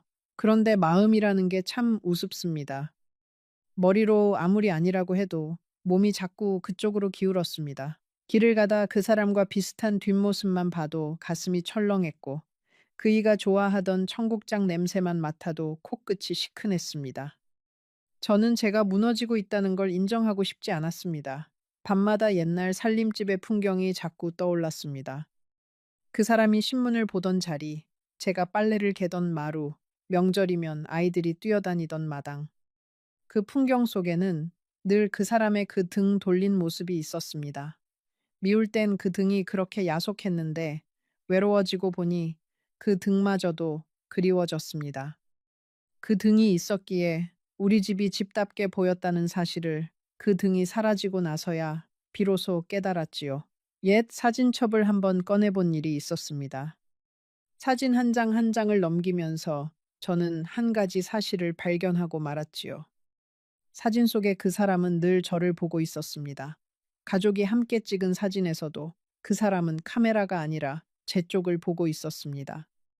평생 무뚝뚝하다고만 생각했던 그 얼굴이 사진 속에서는 늘 저를 향해 있었던 겁니다. 그것도 사진을 찍는 그 짧은 순간만큼은 카메라보다 저를 먼저 본 사람이었지요. 저는 그날 그 사진첩을 무릎 위에 올려놓고 한참을 멍하니 앉아 있었습니다. 가을이 깊어가던 어느 날 동네 노인정에서 단풍 구경을 간 적이 있었습니다. 다들 배우자와 함께 짝지어 가시는 분들이 많았는데 저만 혼자 버스 끝자리에 앉아 있었습니다. 옆자리의 빈자리가 그날따라 어찌나 크게 느껴지던지요. 단풍이 아무리 곱고 햇살이 아무리 따뜻해도 옆에 함께 보아줄 사람이 없으니 그 풍경이 다 색을 잃은 것 같았습니다. 그날 저는 단풍을 보지 않고 사람들 사이에 빈 의자만 자꾸 바라보고 왔습니다. 집에 돌아온 그 밤, 저는 잠을 자다 식은땀에 흠뻑 젖어 깨어났습니다. 꿈에 그 사람이 나왔습니다. 평소처럼 마루에 앉아 신문을 보고 있는데 제가 다가가서 무어라 말을 걸어도 그 사람이 고개를 들지 않더군요. 제가 자꾸자꾸 부르는데 그 사람은 점점 멀어져 갔습니다. 손을 뻗어도 닿지 않았어요. 그 꿈에서 깨어났을 때 저는 직감했습니다. 더 늦기 전에 가야 한다. 한 번이라도 마주 앉아 이야기해야 한다. 무슨 말을 해야 할지 몰라도 그저 그 얼굴이라도 한번 봐야 한다. 10달째 되던 어느 날이었습니다. 그날따라 몸살이 심하게 와서 꼼짝없이 누워 있었습니다. 물 한 모금 떠다 줄 사람이 없어 목이 타들어가는데도 일어날 힘이 없었습니다.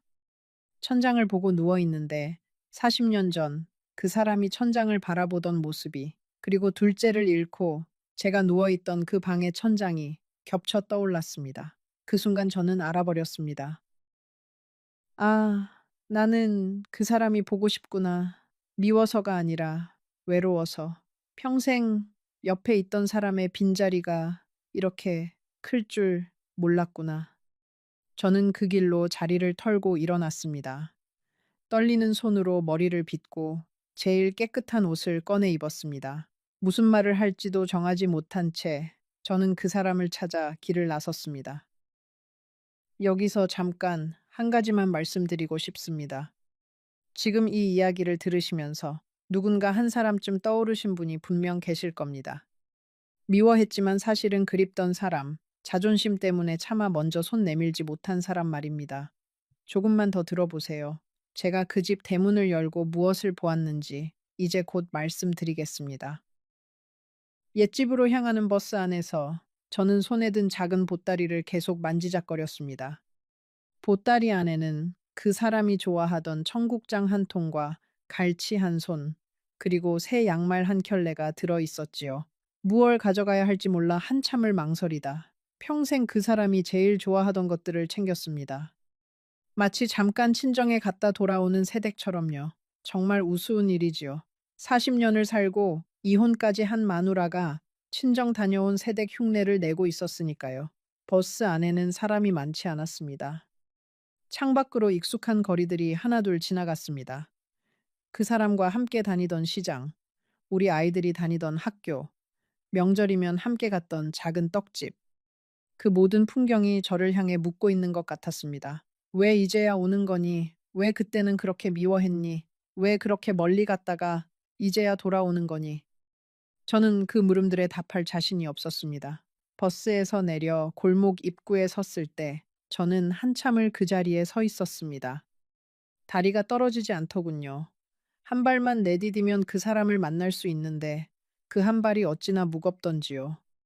무어라 첫인사를 건넬지, 그 사람이 어떤 표정으로 저를 맞을지, 혹시 문을 안 열어주면 어떻게 할지 별별 생각이 다 들었습니다. 그래도 발길을 돌릴 수는 없었습니다. 여기까지 와서 그냥 돌아간다면 평생 후회할 것 같았으니까요. 골목으로 들어서면서 보니 동네는 그새 많이 변해 있었습니다. 낯익은 집들 사이로 새 건물이 들어섰고 우리 옆집이던 영자네 집은 헐리고 다세대 주택이 올라가 있었습니다. 그래도 우리 집은 그대로였습니다. 낡은 대문도 빛바랜 우편함도 마당 한쪽에 서 있던 감나무도 그 자리에 그대로 있더군요. 다만 그 모든 것이 40년 전보다 훨씬 늙어 있었습니다. 마치 저처럼요. 옛집은 그대로였습니다. 40년을 산 그 집, 제가 시집와 처음 발을 들였던 그 마당, 대문 앞에 서니 다리가 후들거렸습니다. 무슨 낯으로 그 사람을 보나, 이제 와서 무슨 말을 하나, 외로워서 돌아왔다고 하면 그 사람이 또 그 무뚝뚝한 얼굴로 쓸데없는 소리 할 텐데. 그래도 저는 용기를 냈습니다. 떨리는 손으로 대문을 밀었습니다. 그런데 대문이 스르르 열렸습니다. 잠겨 있지 않았어요.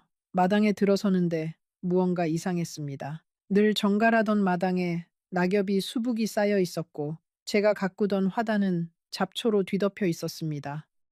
마루에는 먼지가 하얗게 앉아 있었고 집안에서는 아무 기척도 들리지 않았습니다.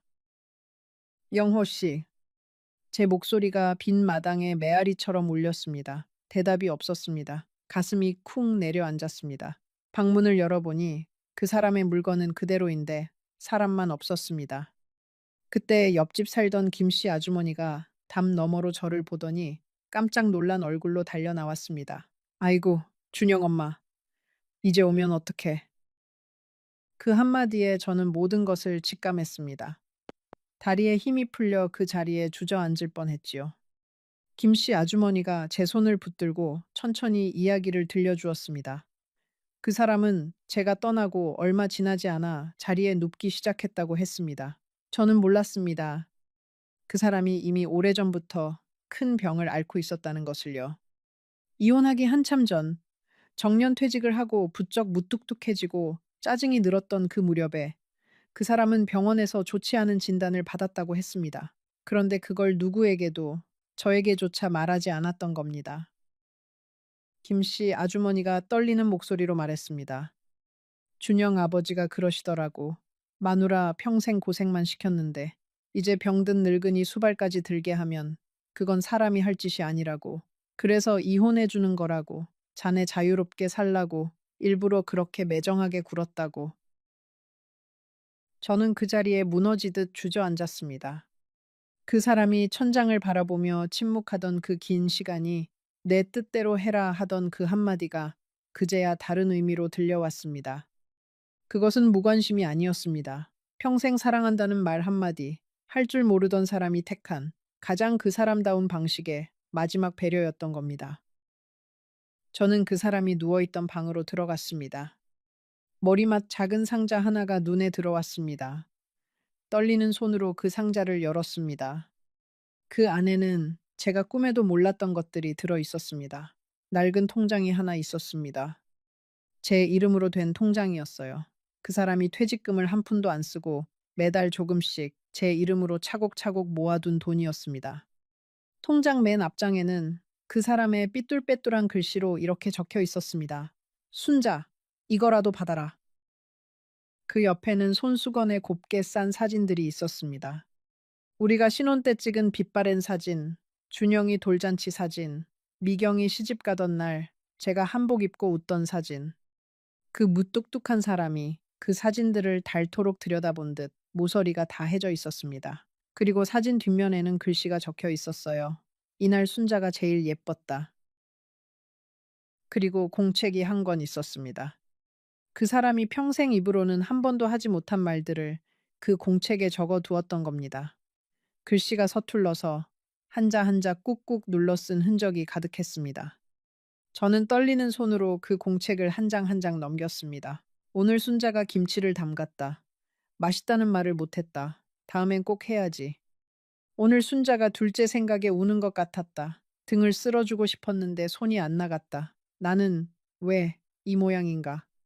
병원에서 안 좋은 소리를 들었다. 순자에게 말하면 평생 또 나 때문에 발이 묶일 거다. 그건 안 된다. 오늘 순자가 이혼하자고 했다. 잘 됐다. 이제라도 저 사람을 놓아주는 게 내가 할 수 있는 마지막 일이다. 미안하다, 순자야. 평생 따뜻한 말 한마디 못해서. 공책의 마지막 장에는 짧은 글이 적혀 있었습니다. 오늘 몸이 많이 안 좋다. 순자가 잘 지내고 있는지 궁금하다. 보고 싶다는 말은 못하겠다. 그 사람 행복하면 그만이다. 나는 이제 됐다. 저는 그 마지막 한 줄을 읽고 공책을 안고 그대로 방바닥에 엎드려 울었습니다. 평생을 미워하던 사람의 마지막 마음이 이렇게 저를 향해 있었다는 사실이 견딜 수 없이 무거웠습니다. 그 상자 안에는 다른 물건들도 있었습니다. 제가 신혼 때 쓰던 빗 하나, 닳도록 들여다본 듯한 우리 가족 사진 한 장, 그리고 작은 약통이 있었습니다. 약통 안에는 영호 씨가 마지막까지 드시던 약이 그대로 남아 있었지요. 라벨을 들여다보니 한참 전부터 드시던 약이라는 게 적혀 있었습니다. 제가 함께 살 때부터 이미 그 사람은 매일 그 약을 드시고 있었던 겁니다. 그런데 저는 한 번도 몰랐습니다. 그 사람이 화장실에서 혼자 약을 삼키는 모습을 제가 어떻게 한 번도 보지 못했을까요? 아니, 어쩌면 보고도 그저 영양제려니 하고 넘긴 게 아니었을까요? 그때 마당에서 인기척이 났습니다. 준영이었습니다. 김씨 아주머니의 연락을 받고 단걸음에 달려온 모양이었습니다. 준영이는 방에 들어서더니 저를 보고 한참을 말없이 서 있었습니다. 그 애의 눈도 빨갰습니다. 엄마, 그 한마디를 하고 준영이는 무릎을 꿇고 제 옆에 앉았습니다. 엄마, 사실은 제가 알고 있었어요. 준영이가 떨리는 목소리로 말했습니다. 아버지가 저한테 몇 번을 당부하셨어요. 엄마한테 절대 말하지 말라고. 엄마는 평생 우리 다 돌보느라 자기 인생 한 번을 못 살았는데 늙어서까지 자기 병수발로 발묶이게 할 수는 없다고. 그게 자기가 엄마한테 줄 수 있는 마지막 선물이라고 그러셨어요. 저는 무릎 꿇은 아들의 손을 붙들고 그 자리에서 무너졌습니다. 그럼 너는 왜 엄마한테 안 알려줬니? 한 번이라도 말해줬어야지. 준영이는 고개를 떨구었습니다. 아버지가 저한테 그러셨어요. 준영아, 네 엄마한테 알리는 순간 너는 내 아들이 아니다. 그렇게 못을 박으셨어요. 저도 미치겠더라고요. 그래도 아버지 뜻을 따라야 한다고 어느 게 맞는지 저도 몰랐어요. 죄송해요, 엄마. 저는 아들을 탓할 수도, 그 사람을 탓할 수도, 저 자신을 탓할 수도 없었습니다. 우리는 모두 각자의 자리에서 서툴렀고, 각자의 방식으로 서로를 사랑한다고 믿었습니다. 그런데 그 서투른 사랑들이 한 자리에 모이지 못하고 각자 다른 방향으로 흘러가 버린 겁니다. 그 결과 가장 사랑했을지도 모를 사람을 가장 외롭게 보내드린 셈이 되었지요. 준영이가 그러더군요. 아버지는 마지막에 엄마 자랑을 많이 하셨어요. 평생 순자 손에 부족함 없이 살았다고. 자기는 표현을 못했지만 마누라 손맛이 세상에서 제일이라고 그러면서 자꾸 부엌 쪽을 바라보셨어요. 그 자리에 엄마가 서 있는 것처럼요. 저는 그 말을 들으며 평생 한 번도 그 사람 입에서 듣지 못했던 그 칭찬들을 뒤늦게 아들의 입을 통해 듣고 있었습니다. 너무 늦은 칭찬이었습니다.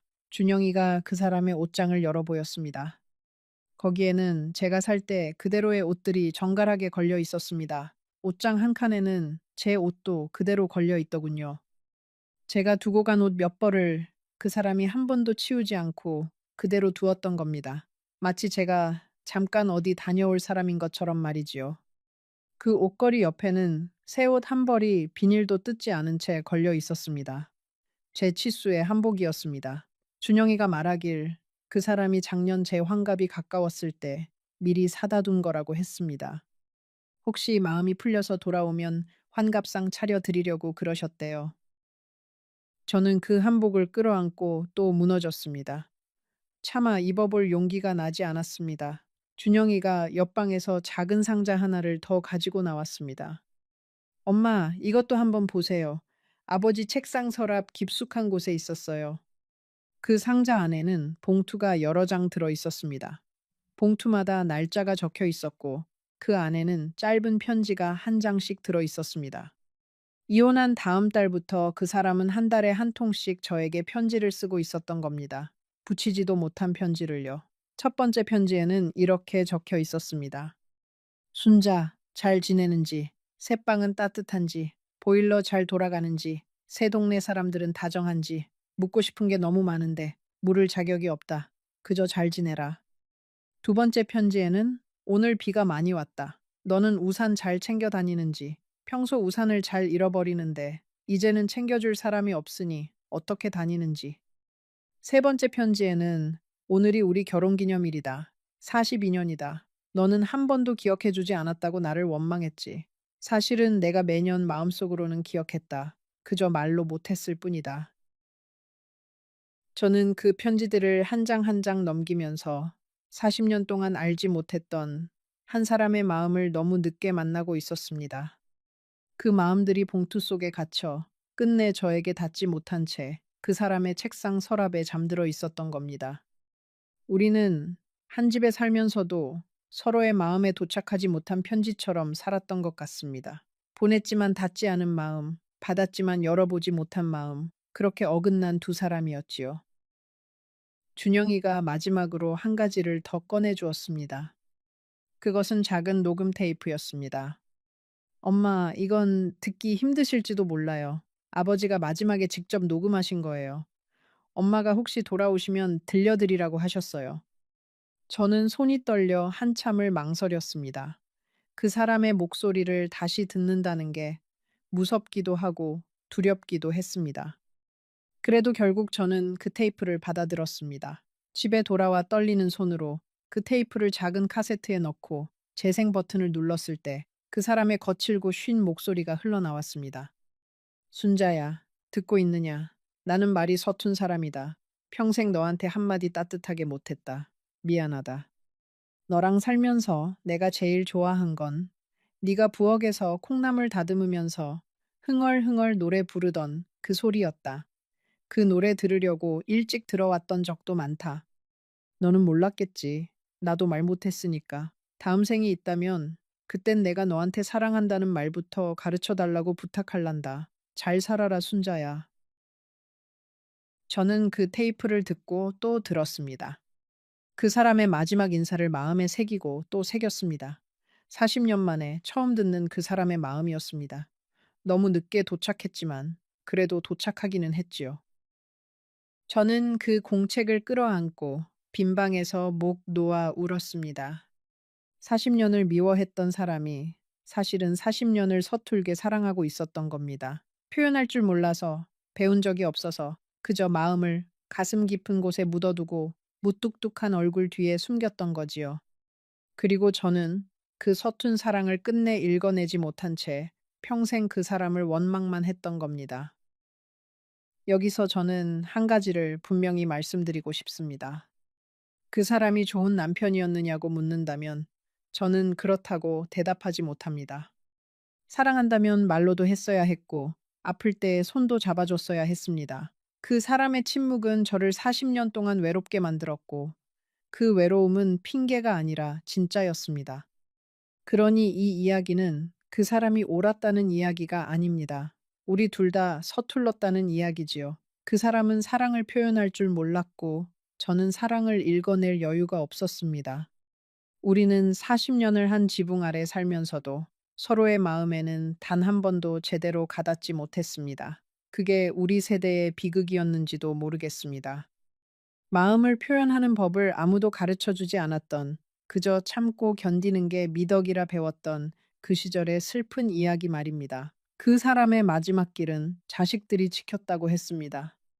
준영이가 뒤늦게 아버지의 병을 알고 한 걸음에 달려왔지만 그땐 이미 늦은 뒤였지요. 그 사람은 마지막 순간까지 제 이름을 불렀다고 김씨 아주머니가 전해 주었습니다. 순자, 순자 하고요. 저는 그 곁을 지키지 못했습니다. 그게 제 평생의 한이 되었습니다. 장례를 어떻게 치렀는지도 저는 한참 뒤에야 들었습니다. 준영이는 그날 저에게 연락하지 못했다고 했습니다. 알리지 말라는 아버지의 마지막 부탁이 있었기 때문이지요. 엄마 마음 다시 흔들면 안 된다고, 모르는 채로 살게 두라고, 그게 자기가 엄마한테 해줄 수 있는 마지막 거짓말이라고 그러셨어요. 준영이는 그 말을 전하면서 또 울었습니다. 저는 한참 동안 아무 말도 하지 못했습니다. 그 사람은 가는 길까지 저를 자유롭게 두려고 거짓말을 부탁했던 겁니다. 살아서 한 거짓말은 한 번도 없던 사람이 죽기 직전에 처음으로 거짓말을 부탁했지요. 영자가 한참 뒤에 찾아왔습니다. 영자도 어디서 소식을 들은 모양이었어요. 빈손으로 와 제 앞에 앉더니 한참을 말없이 제 손만 잡고 있었습니다. 순자야, 사람 마음이라는 게 참 알 수가 없다. 미운 게 미운 게 아니더라. 미운 줄 알았는데 사실은 정인 거더라. 우리 영감도 가고 나서야 알았어. 그 자리가 비고 나서야 그 사람이 거기 있었다는 걸 알겠더라. 영자는 그 한마디를 하고 또 한참 제 손을 잡았다 갔습니다. 저는 그날 밤 영자가 했던 그 말을 곱씹으며 잠을 이루지 못했습니다. 장례식에도 가지 못한 저를 미경이가 나중에 그 사람이 잠든 곳으로 데려다 주었습니다. 저는 그 앞에 한참을 서 있었습니다. 무슨 말을 해야 할지, 40년을 함께 살고도 끝내 할 말을 찾지 못했습니다. 그저 가져간 청국장 한 그릇을 가만히 내려놓았습니다. 그 사람이 그렇게 좋아하던, 제가 한 번도 따뜻한 마음으로 끓여준 적 없던 그 청국장을요. 그 자리에서 저는 처음으로 그 사람에게 사과를 했습니다. 영호 씨, 미안해요. 당신 마음 못 알아봐서 미안해요. 당신이 그렇게 아픈 줄도 모르고 짐만 싸들고 나가서 미안해요. 당신이 그렇게 부른 내 이름을 끝까지 못 들어줘서 미안해요. 평생 못한 말을 그 사람이 더는 들을 수 없게 된 그곳에 와서야 겨우 했습니다. 미경이가 옆에서 저를 부축하며 함께 울었습니다. 어머니가 아버지에게 사과하는 그 모습을 자식이 지켜보는 마음이 어떠했을지 저는 차마 미경이의 얼굴을 마주볼 수가 없었습니다. 그날 이후로도 저는 한동안 일어서지 못했습니다. 밥도 제대로 넘기지 못했고 밤이면 그 사람의 녹음 테이프를 틀어놓고 잠이 들곤 했습니다. 그 거칠고 쉰 목소리를 자장가 삼아 잠드는 늙은이의 마음이 얼마나 가엾고 또 우스운지 모릅니다. 그러던 어느 날 미경이가 저를 찾아와 한마디 했습니다. 엄마, 아버지가 엄마를 그렇게 보내드린 건 엄마 인생 살라고 그러신 거잖아. 엄마가 이렇게 무너져 있으면 아버지가 거기서 더 마음 아프시지 않겠어? 그 말을 듣고 저는 정신이 번쩍 들었습니다. 그 사람이 마지막까지 지키려 했던 게 제 인생인데 제가 이렇게 무너지면 그 사람의 마지막 마음마저 헛것이 되는 셈이지요. 그날부터 저는 다시 천천히 일어서기 시작했습니다. 매일 아침 일어나면 가장 먼저 그 사람의 사진 앞에 앉아 안부를 묻는 게 제 일과가 되었습니다. 오늘 날씨가 참 좋아요. 영호 씨도 거기서 잘 지내요? 그렇게 혼잣말처럼 인사를 건넵니다.